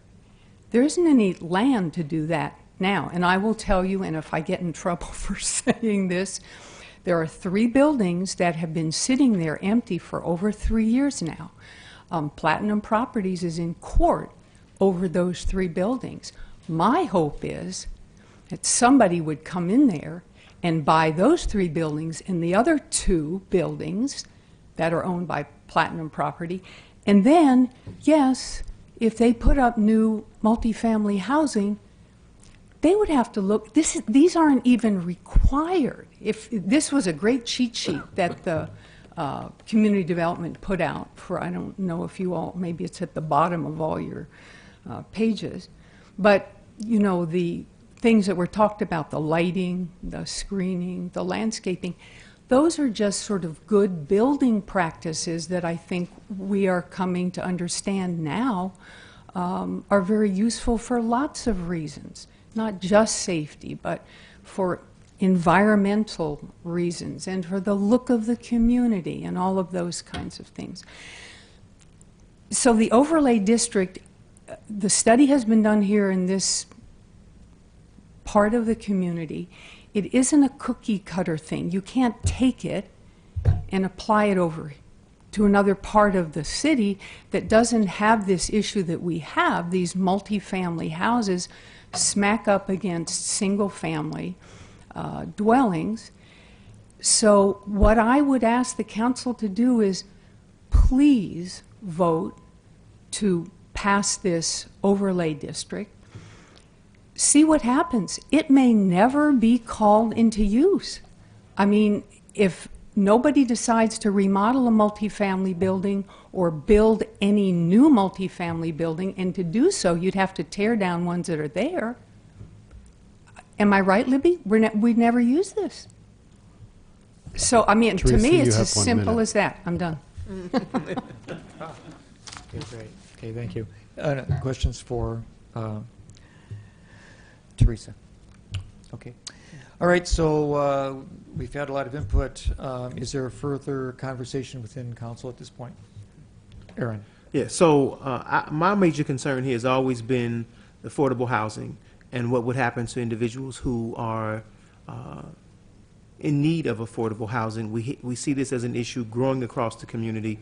So when I see something that closely resembles or approaches the need for a special use permit or something like that for anyone who wants to build. I just wanted to make sure that I'm very clear, and you guys have all answered my questions as it relates to affordable housing and how it may impact that concern, that growing concern in the community. I think any best practices for that's good for Silverwater, I think will be good practices every place else. I'm not saying that we should do the exact same project and take the same findings from the study that that the young man did and apply it in every particular nook and cranny of Urbana. But I'm saying that if an overlay has worked in other places that has been designed for those particular areas, then an overlay should be done throughout the community, throughout the city of Urbana. And with those, whatever those nuances are, then fine. Again, the growing concern for me is that if lighting or whatever works well, or landscaping standards work well in Silver Varda, why wouldn't they work well on Lincoln and Eads, right? So I just want to see that we're looking at the entire city from that perspective, and I appreciate everybody answering my concerns around the affordable housing. Thank you. All right, other comments, or is there action? Okay, we'll start with Jared, I guess. Just one public comment that I want to make known that, you know, the physical improvements. I mean, I appreciate the ordinance, and I'm going to support it. Should anything new come up, but I think it's highly important that we consider what the city can do in real time to, you know, finish a sidewalk or put in a street light or something. I know, Bill, that the Public Works has got its projects, got its hands full with stuff that we're looking at, you know, completing this year for the next fiscal year. And I know I don't recall that there was anything in there for the specific area to do sidewalks or street lights or anything like that. But, you know, we're going to talk about real tangible improvements. I think that it should just be out there that if we can find a way to do something soon that's real for those folks to, you know, make a real change for them, I think that we should support it. But I will support this. And having said that, I'd like to make a motion. I accept that, then. Go ahead. I'll make a motion to send ordinance number 2017-06-032, an ordinance amending the zoning ordinance with the addition of section 13-8 to create the Southeast Urbana Overlay District and special procedures, plan commission case, et cetera, on to council with recommendation for approval. I'll second it. Give it to Dean. I think I'm going to give that to Dean this time. It's wonderful to have him participating here, so let's get him going here. Okay. Any other comments? Okay, let's take a vote. Those in favor? Oh, we have to do roll call because no, we don't. Not in this. Okay, those in favor indicate by saying aye. Aye. Aye. Unopposed? All right, that passes. Okay. Thanks all. All right, the next item is rules and procedures, a discussion led by our city clerk, Charlie Smythe, and legal. So, okay, pal up with the legal department. Give me a second to bring up the memo. Well, we're just about getting to after he makes his presentation. Okay, that's an ordinance. That's the next item. Does he have 5 minutes? Yeah, well, you know, if we pass this, some of these changes, he will. Okay, so let me just get a little quick background here. When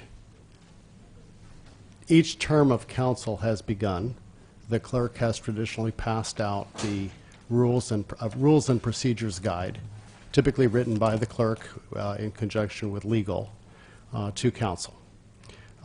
That fell on me this time around as the new clerk, and I went back and took the opportunity to look at all of the history and creation of those rules. Part of the concern was that Appendix 1, which was given to me in 2005 and under which the council had kept working through present, there was some thought that that had never been approved.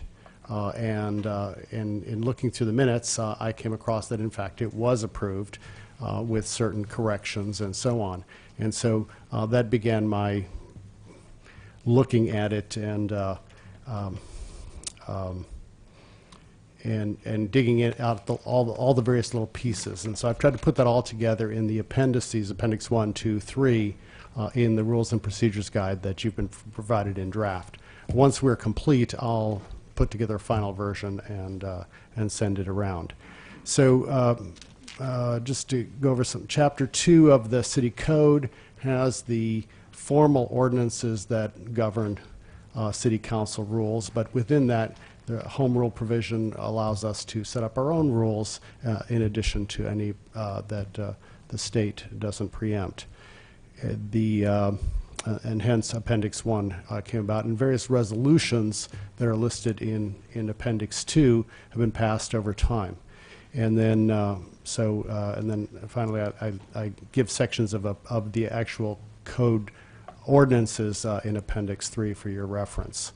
So Appendix 1, I went into some detail, and it's in looking at those, I'll skip through the history here, and you can refer to the highlighted page if you want, which is sort of says page 22 and 23 in the memo. Here are highlighted options, and it's those that I want to mention. All of these, with the exception of one, are just simply tweaks for consistency and clarity. So there are no real huge changes here from the Appendix 1 that was passed by council in 2005. Rule 1 basically allows the mayor to place items on the agenda. That's sort of implied, but it isn't really stated anywhere. And it clarifies that if an alderman makes a request, if it's been before the council before, then it should come with some additional support. Should be at least 2 council members supporting looking at something for a second time. The rule number 3 is debate limits. Those are ones that were passed in 1994. The only thing there I wanted to add was that there's no need to indicate that aldermanic input is 10 minutes. It basically is back to giving the same 5-minute time limit as we give to the public, except that rule number 8, a new rule, there's a group time. So if you're doing a presentation, a more formal presentation, the 10 minutes comes back, and even 20 minutes. If you need more time, you clearly can ask for it. Rule number 4 has a one-line tweak there. Okay. This is the big change here. In 1993, there was a resolution on resolutions that basically said only things coming from the county zoning board or from or as defined within other ordinances, in our case the zoning ordinance, only those materials could come directly to council if they were in resolution form. I think there was a history of resolutions popping up unannounced at the last minute with no vetting. That's where it sort of came from. And we actually had one that we had to go, if you recall, we had to redo a resolution or we had to reaffirm a resolution because we didn't follow our own rules. And so here's a tweak that says that for resolutions that have come from other City of Urbana commissions or boards, they don't need to go to committee first. So again, that's just a little tweak, but it does change the resolution on resolutions from 93, 94. Rule number 5, that's completely rewritten and expanded just to be a little clearer. And 6, yeah. And we'll get to the questions to Charlie as soon as he gets through his presentation. They're just all piling up.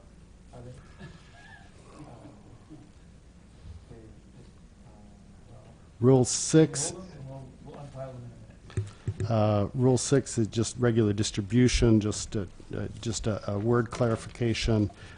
7 again just clarifies the start and ending of chairs of committees. And finally, rule number 8 is a new rule that's suggested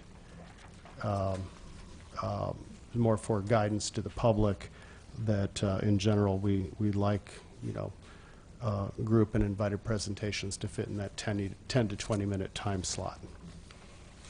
So that's Appendix 1 with some tweaks.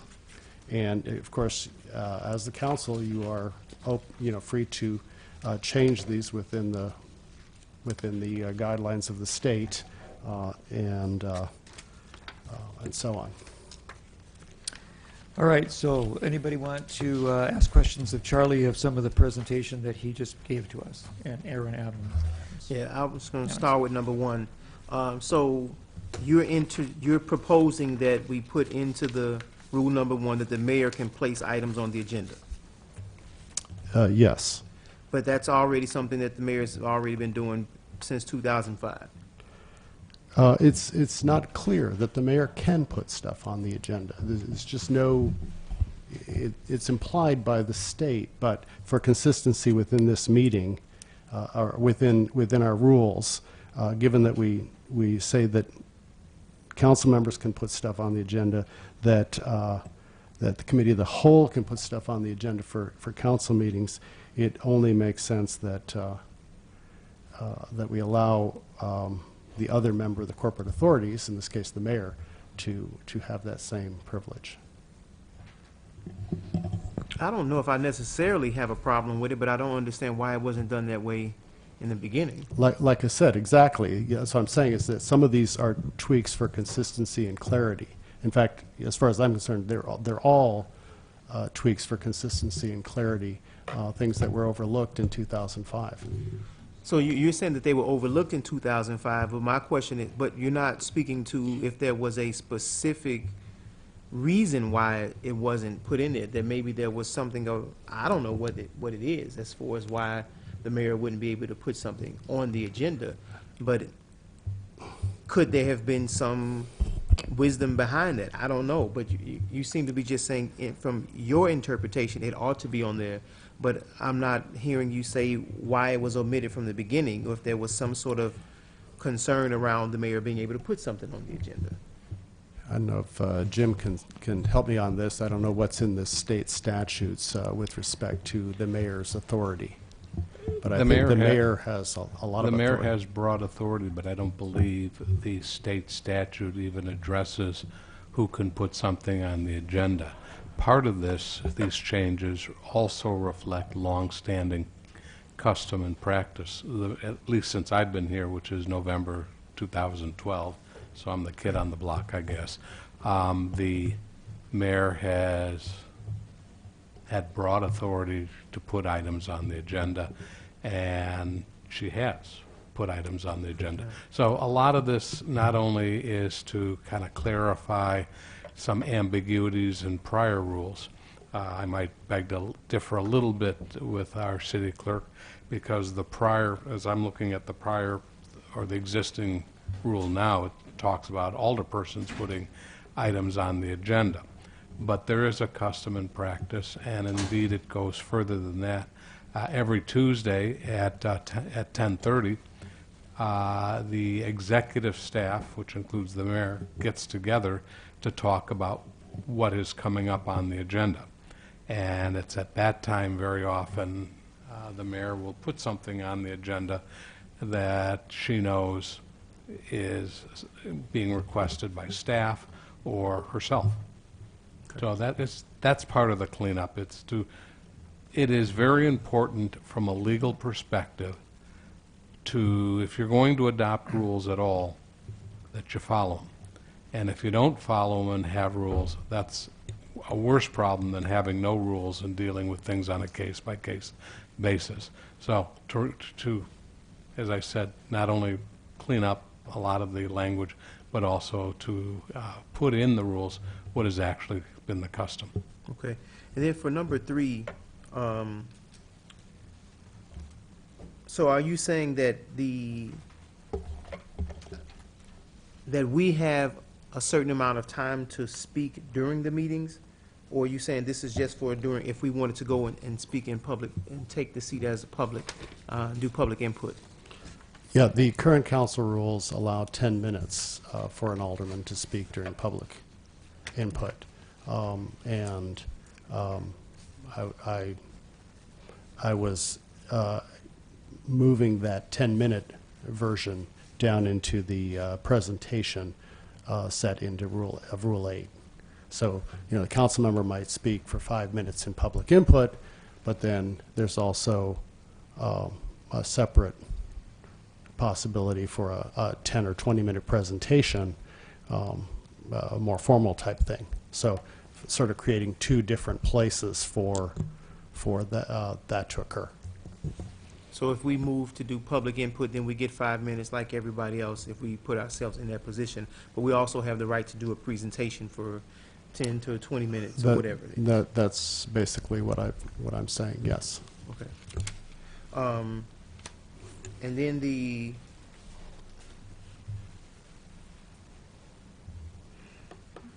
number 7, you were talking about the Committee of the Whole shall not be bound or limited by Robert's Rules of Order with respect to propriety of motions that can be made any. So I don't understand why. So we're not governed by Robert's Rules? We don't follow that? We follow Robert's Rules, but we follow Robert's Rules with our own, with the exceptions created by these rules. And what that really says is that the Committee of the Whole also follows the Roberts Rules.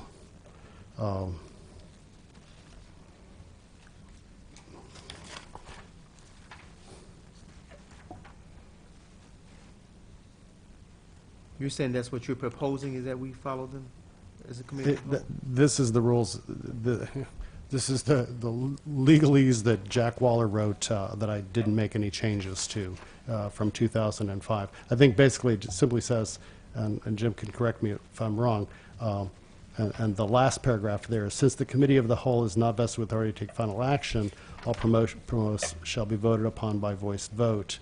That's to send it, send stuff to the council. So I think the implication here is that we follow the same rules in committee that we do in council. Is that the right interpretation, Jim? Generally, as it's been in practice, at least since I've been here, obviously I wasn't here when Jack put these rules together in 2005, but I suspect the reason he probably included, let's call it a relaxing of the application of Robert's Rules of Orders, I think his vision, and apparently maybe the practice, some of you all who have been here in 2005 at committee meetings, is the committee is a more informal meeting than a city council meeting. And that allows, instead of getting hung up and wound up in, all the intricacies of Robert's Rules, which often can slow meetings down and distract meetings, the relaxing of those rules allow for, more free flow exchange of ideas and communications. So if we are relaxing Robert's Rules, what's the replacement of the, and how does a parliamentarian make decisions then? I don't understand. I think you have to read the two paragraphs together. Is it at the saying you're not- discretion of the chairman? Well, it's, to some extent, the second sentence in a committee of the whole should not be bound or limited by Robert's Rules of Order with respect to propriety of motions that can be made. I think that's the relaxing part. But any parliamentary motion that would be in order at a regular city council meeting shall be in order at the meeting of the committee of the whole. Okay, so it's sort of, to me, this implies that the same rules are used. But the next paragraph says that since the committee of the whole is not vested with the authority to take final action, all proposed motions, resolutions, and ordinances which receive a second shall be voted on by voice vote. The whole point here is you don't do roll call and the more formal things that you do in a council meeting, because you can't take final action in committee. In council, we have to follow, we have to do roll call, the the mayor doesn't vote in committee, for example, but under council situations, in those final votes, the mayor votes whenever the corporate authority is called upon to vote. So, that's where the more formal structure, and I think this mostly applies to voting. But I can ask Jack for a little more clarity on this if you'd like. He is around on a regular basis. I think the intent of this one is, again, a relaxing of Robert's rules. If a motion is made in accordance with Robert's rules, then it's an acceptable motion. But if the motion does not strictly conform to Robert's rules, it's still deemed a proper motion because you're not taking final action. And really all you're doing, though very important, other than the debate and the discussion and gathering information to make an informed decision, but what you're doing is you're essentially moving items or choosing not to move items onto the council. And when you move items onto the council, for the most part, you move them with a recommendation that the council adopt them. Sometimes you don't include that recommendation. So, I'm just trying to make sure that I'm clear on how we would, based upon the new proposals, how we would actually conduct the meetings. And you said that this is committee of the whole, so it's more relaxed, but this falls in Appendix 1 under council rules. We're not in council then, according to the technicality that you just brought forth, that we're in the committee of the whole. So how are we discussing committee of the whole under the header of council rules? I think you raise a very good point.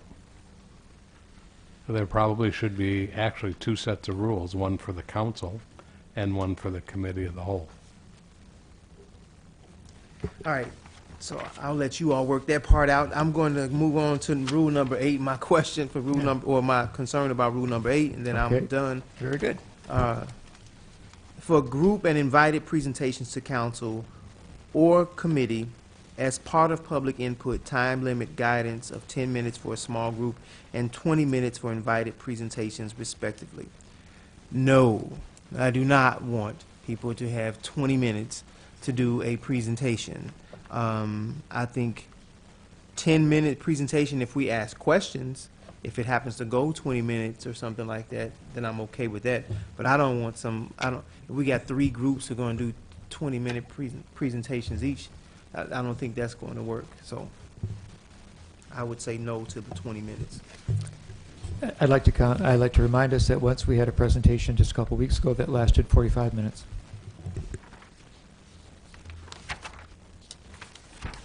Must have been about bike paths or something. You gotta go back and look at the minutes, or go back and review the video. Alice. No, Mary Alice. Jeez, am I having trouble with that? Jesus. Okay, so Allison. actually, that was my only question was for rule number 8. And so the key word here, I think, is guidance, time limit guidance. It is not like, it's not a rule that everybody gets 10 minutes or 20 minutes, depending on this. Am I reading that correctly? That's correct. So Yeah, I agree with Aaron's suggestion that the guidance would be 10 minutes. Of course, granted, we could always extend it or so forth, but I think the guidance should be 10 minutes, in my opinion. Okay, the point was, we do invite people in for fairly sophisticated presentations, and I'm trying to say that if we tell people, these big fancy invited ones, you only have 20 minutes, we won't have a 45-minute one instead. I'm looking at it from the flip side here, so. Right. I think it's up to you to tell a group, you've got 10 minutes, or you've got 15 minutes, or you've got 20 minutes, and then to make an exception. If you want to start with 10 minutes and then extend it, I think that's what would happen. I think if you tell an invited group that 20 minutes is what you've got, that's what they'll key it to. And you'll get away from these really long ones. My experience over 16 years of council is that if we don't put some time limits here, we get too many of those that are really long. Right, and I'm going to add, okay. I was going to ask Dean to take the chair one more time.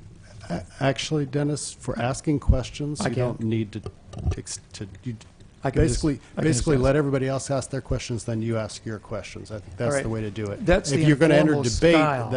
that's the informal style that we're going for. Yes. All right, there you go. Jared. All right. Well, guess I get bumped ahead in line.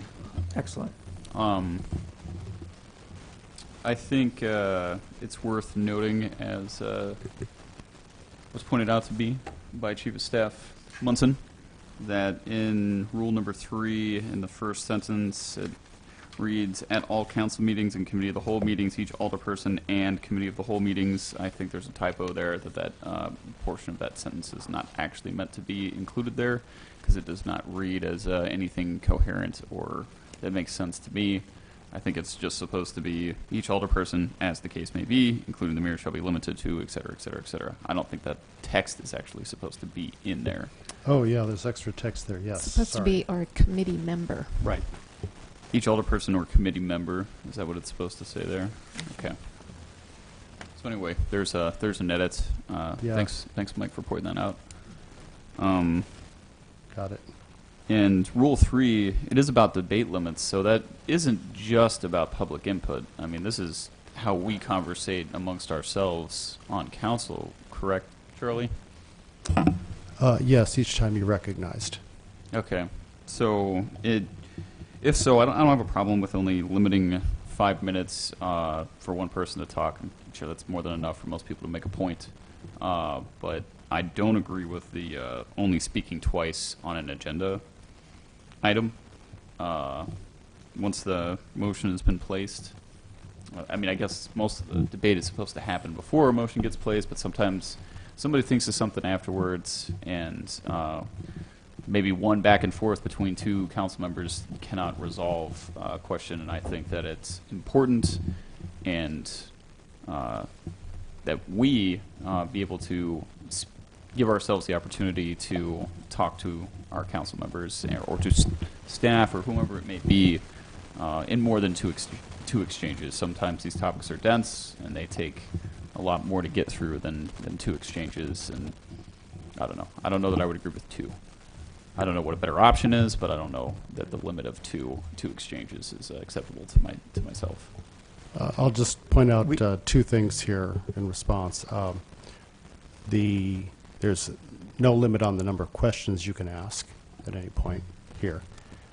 And Robert's Rules of Order has the 2 speaking pieces to it. That comes directly from Robert's Rules of Order. So, Right, and I'd like to, oh, I'm sorry, Dennis. our lawyer does have some input on it, so I thought I'd ask Jim. This might even help clarify the distinction in the application or lack thereof of Robert's Rules to the committee versus the City Council. Robert's Rules of Order provides that there is no discussion, no debate, no questions whatsoever until a motion is made and seconded. And the purpose of that is if a motion cannot be made or seconded, then apparently there are not enough members of the public body who have any interest in it. We don't follow that rule, frankly, in either type of meeting, council or committee meeting. But if you were to follow Robert's rules, especially in the council meeting, it has to be a motion, a second, then discussion, debate, questions, what have you, public input for those who want to speak during the matter at that time. At the committee, with a relaxed application of Robert's rules, there can be discussion, there can be debate, there can be questions, there can be public input, even though no motion and second have been made. So that's one example where that works. So I'll just follow up really quick that I think I would support Aaron in that we need 2 sets of rules. So we have one that governs the committee of the whole meeting and one that governs the council meetings so that we have a clear understanding. I think that the Robert's Rules 2 thing makes sense for the council, but when we have, debate, because that's when committee of the whole is supposed to be for, is debate, I think we should, Just that one loose- other that thought on loose language. whether there should be separate rules. Remember, the committee of the whole is a committee of the city council. It's not in essence, its own independent body. To my understanding, at one time, there was a finance committee, and there were a couple of other committees, and not every alderperson was on every committee. And apparently, at some point, you all, a prior council, elected to have a committee of the whole. So I guess technically, the city council can tell the committee of the whole, when you act as a committee member, how you're going to act. So you can, if you want, keep the rule in there. I mean, legally, if you want a completely separate body of rules for the committee of the whole, the city council is going to have to approve them anyway. Yes, Dean, You see, I can talk. So, we know.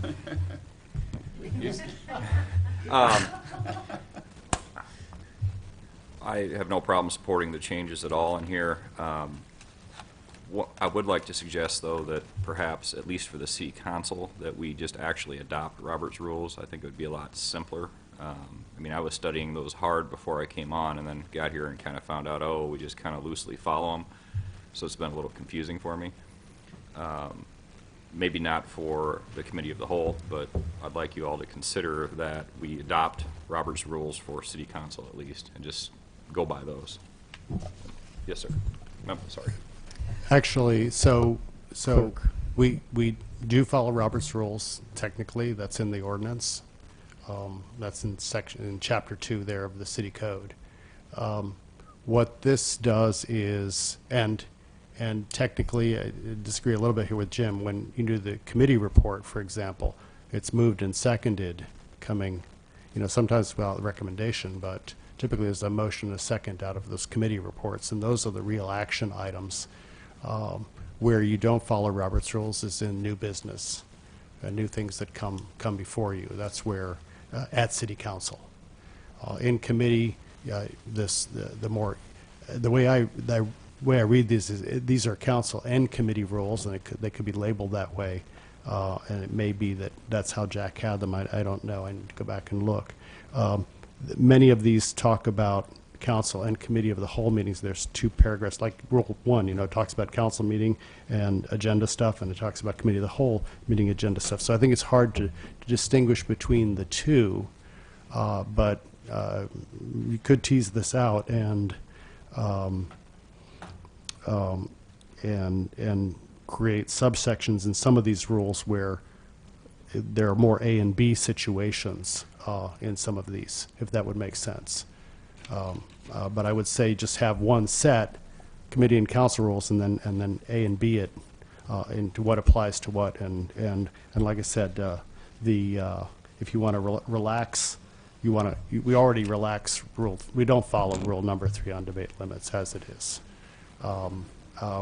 We used to try to in many years ago, and it is there. But at any point in council or committee, rule number 9 basically says, that the rules are procedural only, and you can suspend the rules at any time you want. So I think it takes a 2/3 vote to suspend the rules. Is that right, Jim? I'd have to look at that. I believe it is Yeah, a supermajority. Yeah. So 5 votes would suspend the rules. Oh, boy, that opened up a kettle of worms. Okay, I saw hands flashing here and I there. didn't know if Dean was done. I'm willing to. Okay, Well, okay, if I can ricochet off that. yes, Dean. I do believe you said earlier that not following the rules was more problematic than not having rules. So if we can just randomly suspend the rules, would that not be what you're talking about there? No. If the city council by 2/3 vote amend or suspend the rules, then that's what they've done, and that's legitimate. Okay. Thank you. Aaron? Yeah, Oh, so my, No, go ahead. I'll go. Aaron, shoot. Yeah. I was going to comment about rule number 3 because I didn't have a clear understanding. Because I do think sometimes the meetings are longer than necessary because we don't put those sort of time constraints on it. But so I'm okay with rule number 3 with the 5 minutes and you get to speak twice. What if you don't use your whole 5 minutes? Do I get 10 minutes? Do I get to speak 5 times for 2 minutes, or, you know? Is it the 10 minutes that we're following, or is it to speak 2 times that we're following?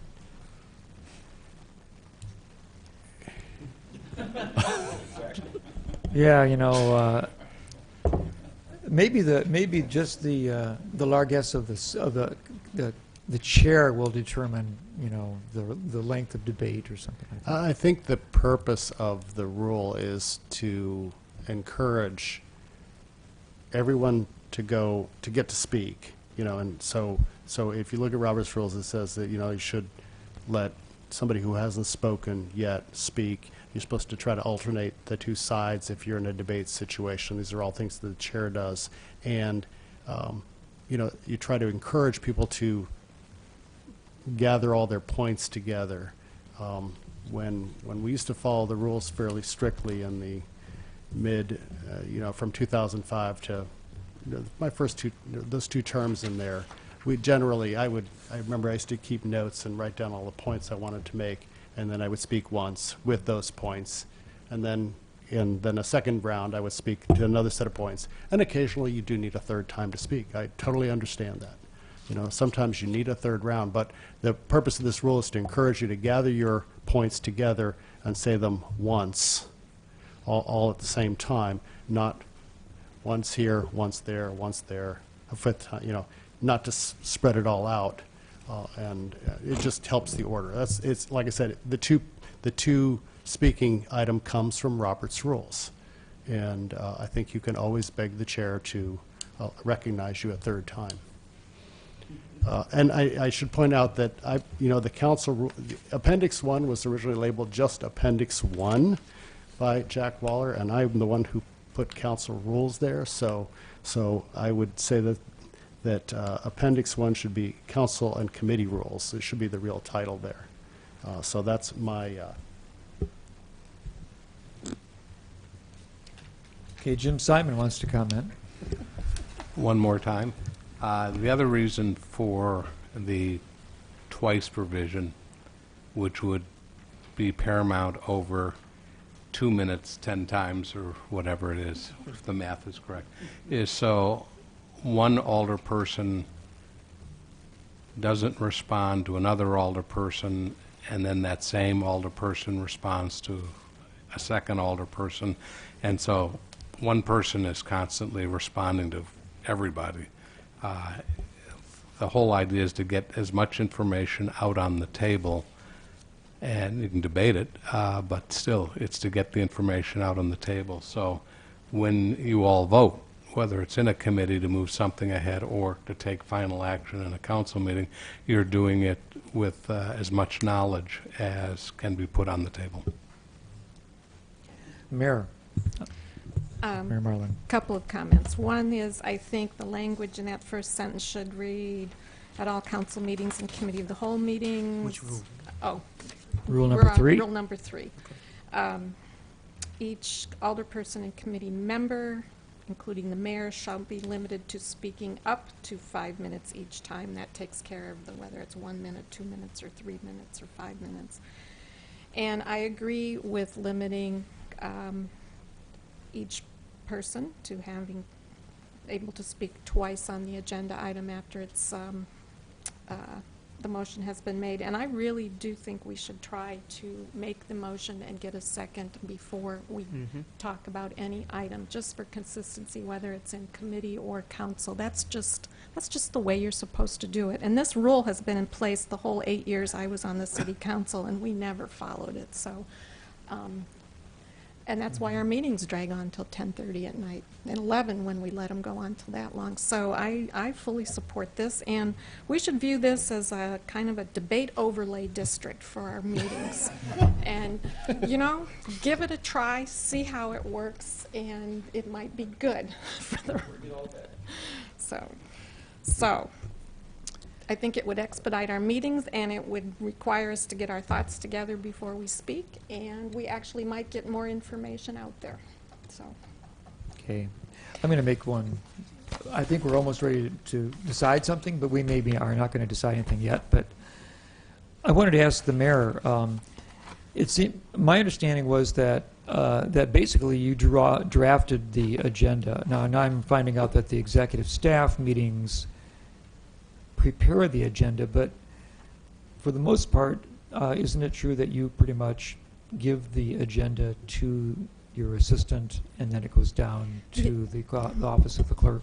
The agenda is put together each week as a group when the staff meets. I mean, technically, you could say everything on the agenda will come from the executive department, the mayor's office, but it is, I don't make stuff up for the agenda. It comes as a result Right. of what's coming out of our staff meetings. It's So building up, and it's every parceled item out. on the agenda is put there by the mayor's office. Yeah. Our office puts out the agenda. So I suspect that the mayor wasn't even referred to in the relation to the agenda because they just assumed that that's what was happening. So And also to actually say the mayor places the item on the agenda, is misleading to some degree. unless I had a personal topic that I wanted. Sometimes the mayor can invite a person to come in and present, or there Yes. could be an item once in a while that comes up that hasn't come through a staff meeting that I think is important to discuss. But the vast majority of the items on the agenda come through the staff to the mayor's office, and then, yes, we develop the agenda. All right, so there needs to be a way of saying that's less specific to the mayor herself. I wanted to ask one other question, too.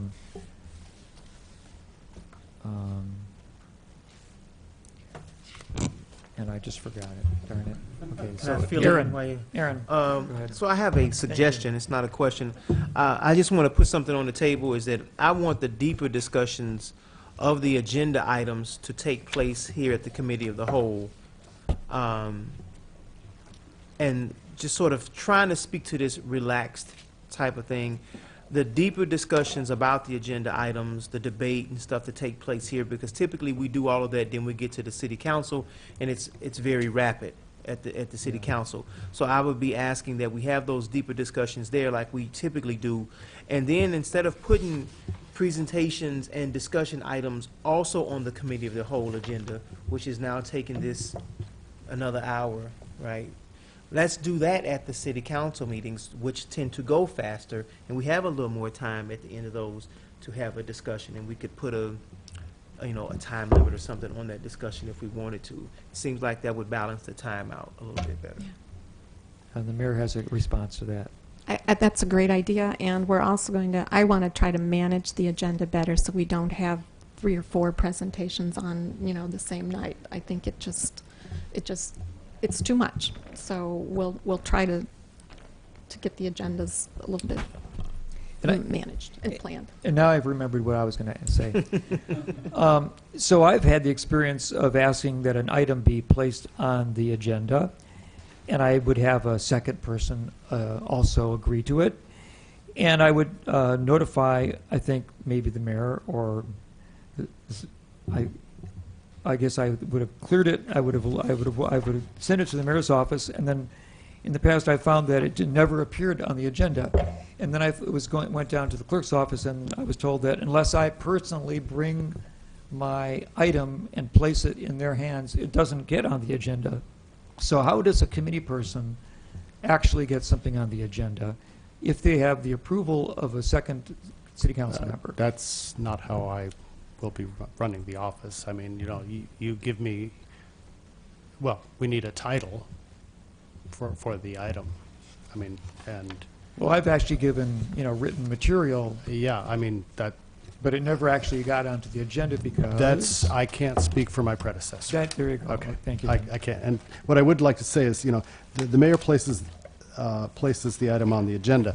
I mean, I can't think of any other wording at the moment, and maybe somebody can, of how the mayor and her staff, the mayor as the chief executive,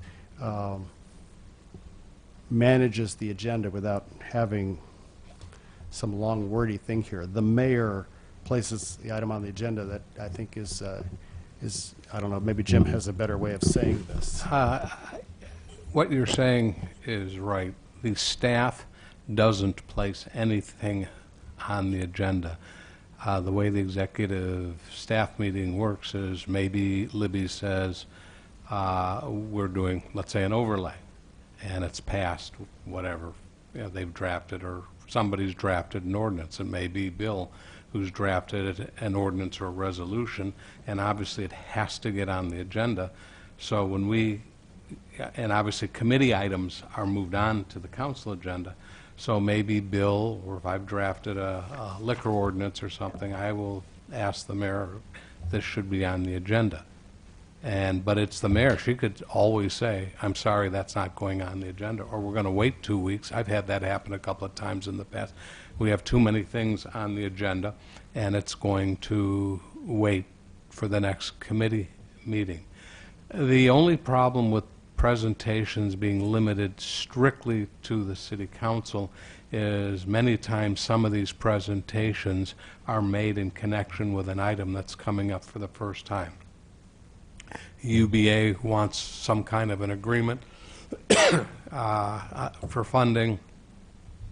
They're probably going to come to the committee because whoever's drafted the resolution to approve the agreement with UBA, or let's say it's an intergovernmental agreement with Champaign, somebody will come to the meeting and make a presentation why the resolution should approve the agreement. But that really, those kinds of things can be managed by the mayor, and, you know, in terms of overpacking an agenda, whether it's a committee agenda or a council agenda. And I know in staff, executive staff, Diane, you expressly said you're going to be managing the content and the lengths of the agenda going forward.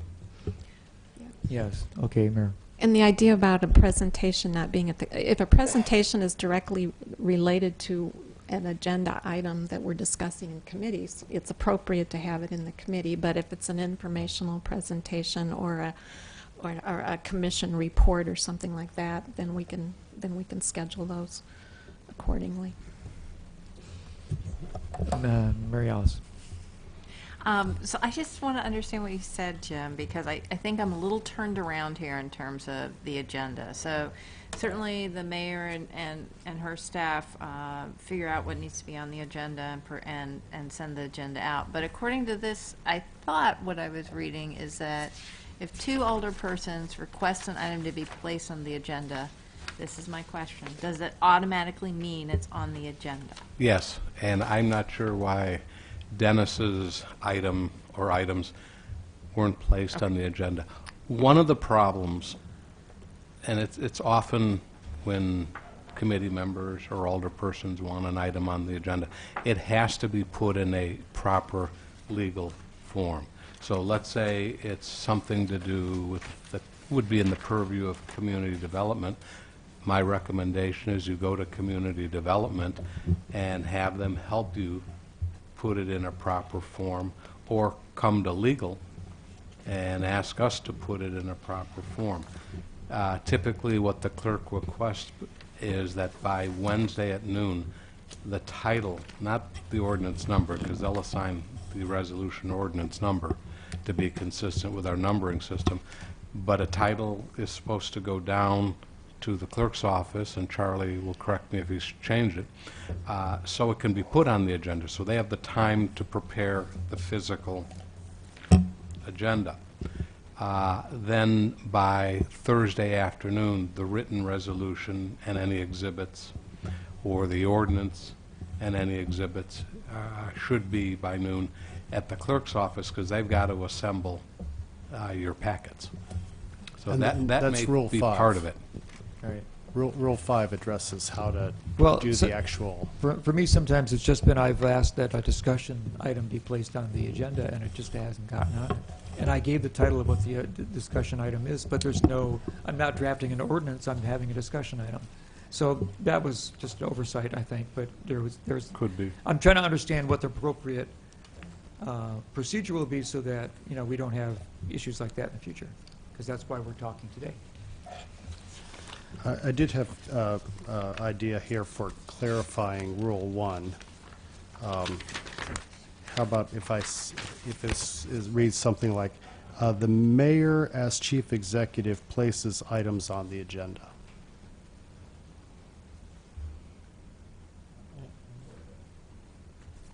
Is that, huh?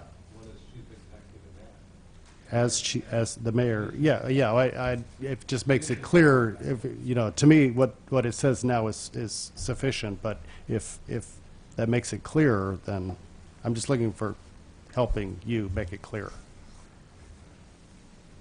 No, we'll just leave it like it is then. Okay. And so I'm going to ask the group, how are we doing as far as like coming to any kind of conclusion on the proposals before us? Because there's no rush on this. I mean, if I'm you want me to guessing go, that's good. we can keep this in committee. I can clean it up some and fix the title and bring it back in a couple weeks. That's no problem. If you want to send it to council with the changes that have been proposed, I've got those down. It's up to you.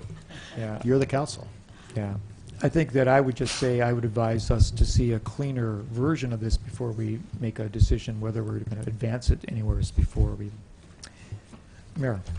One last word. I would say for rule number 1A, you could start out by saying agendas are created by the mayor's office. Additionally, items may be placed on the agenda by 2 or more alderpersons, or blah, blah, blah. That's a nice way. So I would state like- as yeah, a fact where the agendas People like that? originate. Okay, yes. All right. Okay, so can you send me that I can language send you later? that. Yeah, okay. Yeah. People like that language? Yeah, everything's getting better and better. Dean. Then- Oh, Aaron. I'd like to make a motion that we keep items 14 and 15. Well, I guess, 13. because 13 is just the discussion itself, right? Yeah. Well, I need some direction on what to do with 13. Yeah, so as far as 13, I'm saying that Send it to we committee. direct staff to clean it up, make the additions, the corrections, or whatever, and bring it back to us at the next committee of the whole? Does that sound like a legal motion? I Legal will enough? second that With the motion. relaxed rules and stuff? Okay. It's a relaxed motion. Yeah, I think we're heading in the right direction. I think sounds pretty good to me. All right, so we've got a recommendation or a motion to continue to work on this, keep it in committee, and to see a revised version. Any other discussion about that? All in favor indicate by saying aye. Aye. Okay, any opposed? Okay, blessings. All right, I think that takes us down to number 16, which is that 14. correct? 14 and 15. Oh, we can't, okay, all right. I was trying to omnibus it, but it wouldn't. Is that a word? All right, okay, Okay, let's see. Nu- Okay, number so 14. we can do 14 and 15. Let's do it. an ordinance number 2017-05-033, an ordinance amending Urbana's City Code, Chapter 2, Sections 224, 225, and 227. There are 3 parts to this. Section 1 is a request to be able to use the term council member as a substitute for alderman, alderwoman, or alderperson. State statute only accepts alderman, and aldermen in the statutes. Okay, they don't have any other term for a council, mayor, council form of government. In a city manager form of government, they have some additional terms. The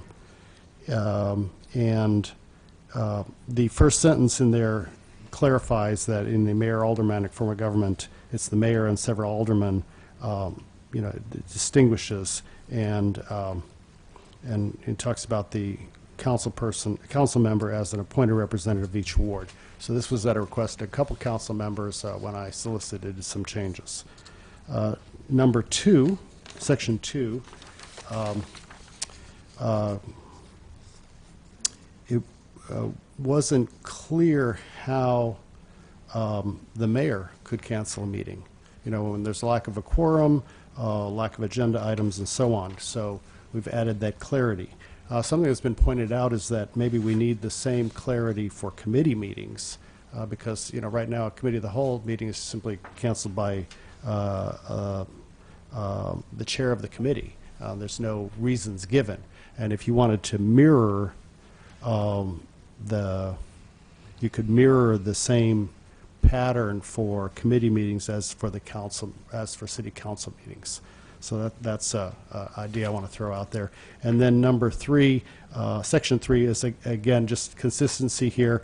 We use public input and unfinished business in our committee meetings. That's a more modern, approach to the agendas, and because it's in our city code, I can't use those terms in council meeting agendas. I can only use them in committee meeting agendas. So it's just a consistency thing. So the real question here is whether you want to be able to use council member. I know Councilmember or Alderman Brown. It'd be nice to use council member because then it's gender neutral. And so for me, it'd be much nicer to be able to use council member, frankly, in referring to you folks. Home rule this? Yes, it is a home rule that we can use council member. Yes. So we can't home rule alder person? We already have. We've already put alderwoman and alderperson in. That's already in the. That's in the queue for calling people. That's already in there. Yeah.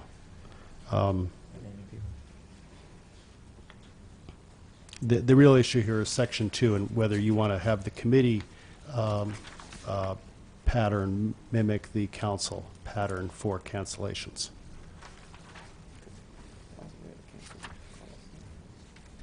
Or just leave it at the whim of the committee chair to cancel a meeting if that need arises. No. Yeah, Mary Alice. Well, sorry about that. As the only alderwoman here, I think it would be fabulous if we also included council member. I do think it makes it a lot simpler. And we are city council after all, so we are members of the council. I also am in support of following parallel with the cancellation of the city council meetings in terms of how the chair would operate with that. So that's all. All right. I would recommend Dennis? that we keep this in committee too then, and let me get this through. Kurt Borman has been helping me on this. Yeah, Jared. I'll make a recommendation that we hold this item for further movement to the council to stay and go forward to committee to be revised as Charlie sees fit for us to check it out again in 3 weeks. All right, that's a motion. Is it seconded? Mary Alice seconds it. All right. All right, other debate about that? Other conversation? Yes. Just one thing, I don't know where this came up. We were talking about it earlier, Dennis, and I just remembered it. I don't know if we should have talked about it with the city rules earlier, but the Pledge of Allegiance and bringing it up about, Oh, yeah. I think some of us are in favor of not following that procedure, following a holiday at the council meeting. I don't know where that needs to get inserted, or if we have formal language for that, Charlie, as far as following that rule, or is that just something we've done?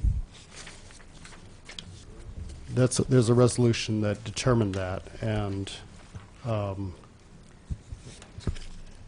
You'd like to see a new resolution drafted? that's actually part of section 2 in the code. That's already Okay. there. Those are the days that are listed, and I'm not sure. There was an amendment to the resolution that added Flag Day, and that seems to have been left off here. So.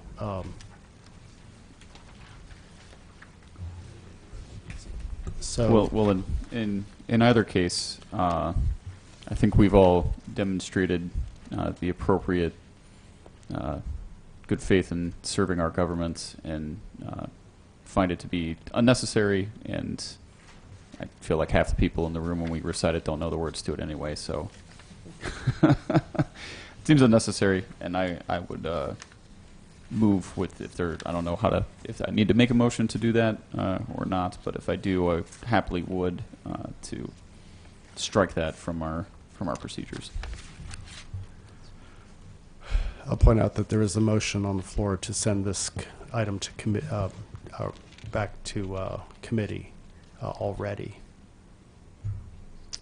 Yeah, so do you want to, is that required then to make an amendment to this motion? You could make an amendment to the motion, or you could raise it as a separate discussion. I'd like to make an amendment to my previous motion that we send this to committee for further discussion with, and we can all have some time to think about it, I guess, between now and then, the recommendation that we eliminate the pledge from our procedures. And does the person who seconded that also agree to that? I'm fine with Conversation? having that conversation, so I'll second. Yeah. All right. All right, so now we have that motion with a kind of a codicil on it. That's been approved and seconded. So any other further discussion? Okay, seeing none, those in favor indicate by saying aye. Aye. Aye. And those opposed? Okay, we'll see that again at the next committee of the whole meeting. Let's go to resolution number 2017-06043, resolution to attend. Yes. To amend the city code, council rules of procedure, setting the time for meeting adjournment from 11 o'clock p.m. to 10:30 p.m. I'll second Aaron's yes. Aaron proactively is interested in that, and I appreciate that. All right, is there discussion about that? Yes, Aaron. I just wanted to make sure I made a legitimate motion. I didn't want Jim to come back and say that this was out of order or something, even with the relaxed rules. But I make a motion to send the resolution 2017-06043R with council with a recommendation for approval. That I will also second. All right, so we have very appropriate formality there, and is there debate? Those in favor indicate by saying aye. Aye. Aye. Any opposed? All right, okay, we're going to forward that to the council. Next comes, I guess, yes, Jim.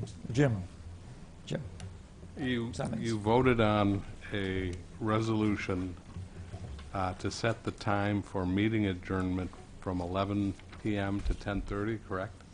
PM. And resolution 2016-0423, unless I misunderstand it, there shall be a mandatory adjournment at 10:30, provided, however, may be extended for 30 minutes by 2/3 vote. So what different have you approved? Oh, okay, let me Charlie. clarify. Yeah, Clarification. Jim, the wrong ordinance, or a draft version of this ordinance is in the books, of this resolution, I'm sorry, is in the books. I'm just correcting what I found in the... Oh, okay. Yeah, this is the final draft was not what was printed and signed. And I've included that in the notes here. What I would like to point out here is, and in yellow highlight, I added a whereas to the original version that clarifies how you continue a meeting and how you do it under Open Meetings Act. So that's a key provision here. So keep that in mind. You know, you're perfectly capable of, perfectly able under Open Meetings Act to continue a meeting to the next day if you run out of time. Well, we'd love to come back the next day, but probably we'll find other solutions. All right. Okay, and I should point out that there was a correction sent around to you. The correct agenda, the correct Illinois section of the code is 2C21. And I do have that. Yeah, okay. I'm carrying Right, that with me yes, here. okay. And I think we now safely come to item number 16, Jim? Yes. Closed session to discuss minutes of closed. Did you take a vote on the resolution? Yes. Yeah, okay. We did, didn't we? No, we didn't. No. Oh, take the vote. Okay, all in favor indicate by saying aye. Aye. Any opposed? Okay, Okay. there we go. I Okay. thought we did that vote. Okay, No. now we have done it again. All right, that passes. All right, number 16, closed session to discuss minutes of closed sessions. A review of closed session minutes pursuant to 5 Illinois statutes 120/2C21. Is there a motion to go into closed session? I motion that we go into closed session. I'll second it. Aaron Ammons, seconded by Jared Miller. All those indicating? No, this actually calls for, you have to do a roll call This for one's, this. okay. Yes. All right. Let's, clerk, would you please call the roll? Ammons? Yes. Hazen? Yes. Miller? Yes. Roberts? Yes. Wu? Yes. Mayor Marlin? Yes. All right, we're going to adjourn to what This will, room? we'll get Upstairs? started on this. We won't be able to finish tonight. All right. For all those of you who are here, there will be no further action tonight. We'll come out of closed session and immediately adjourn.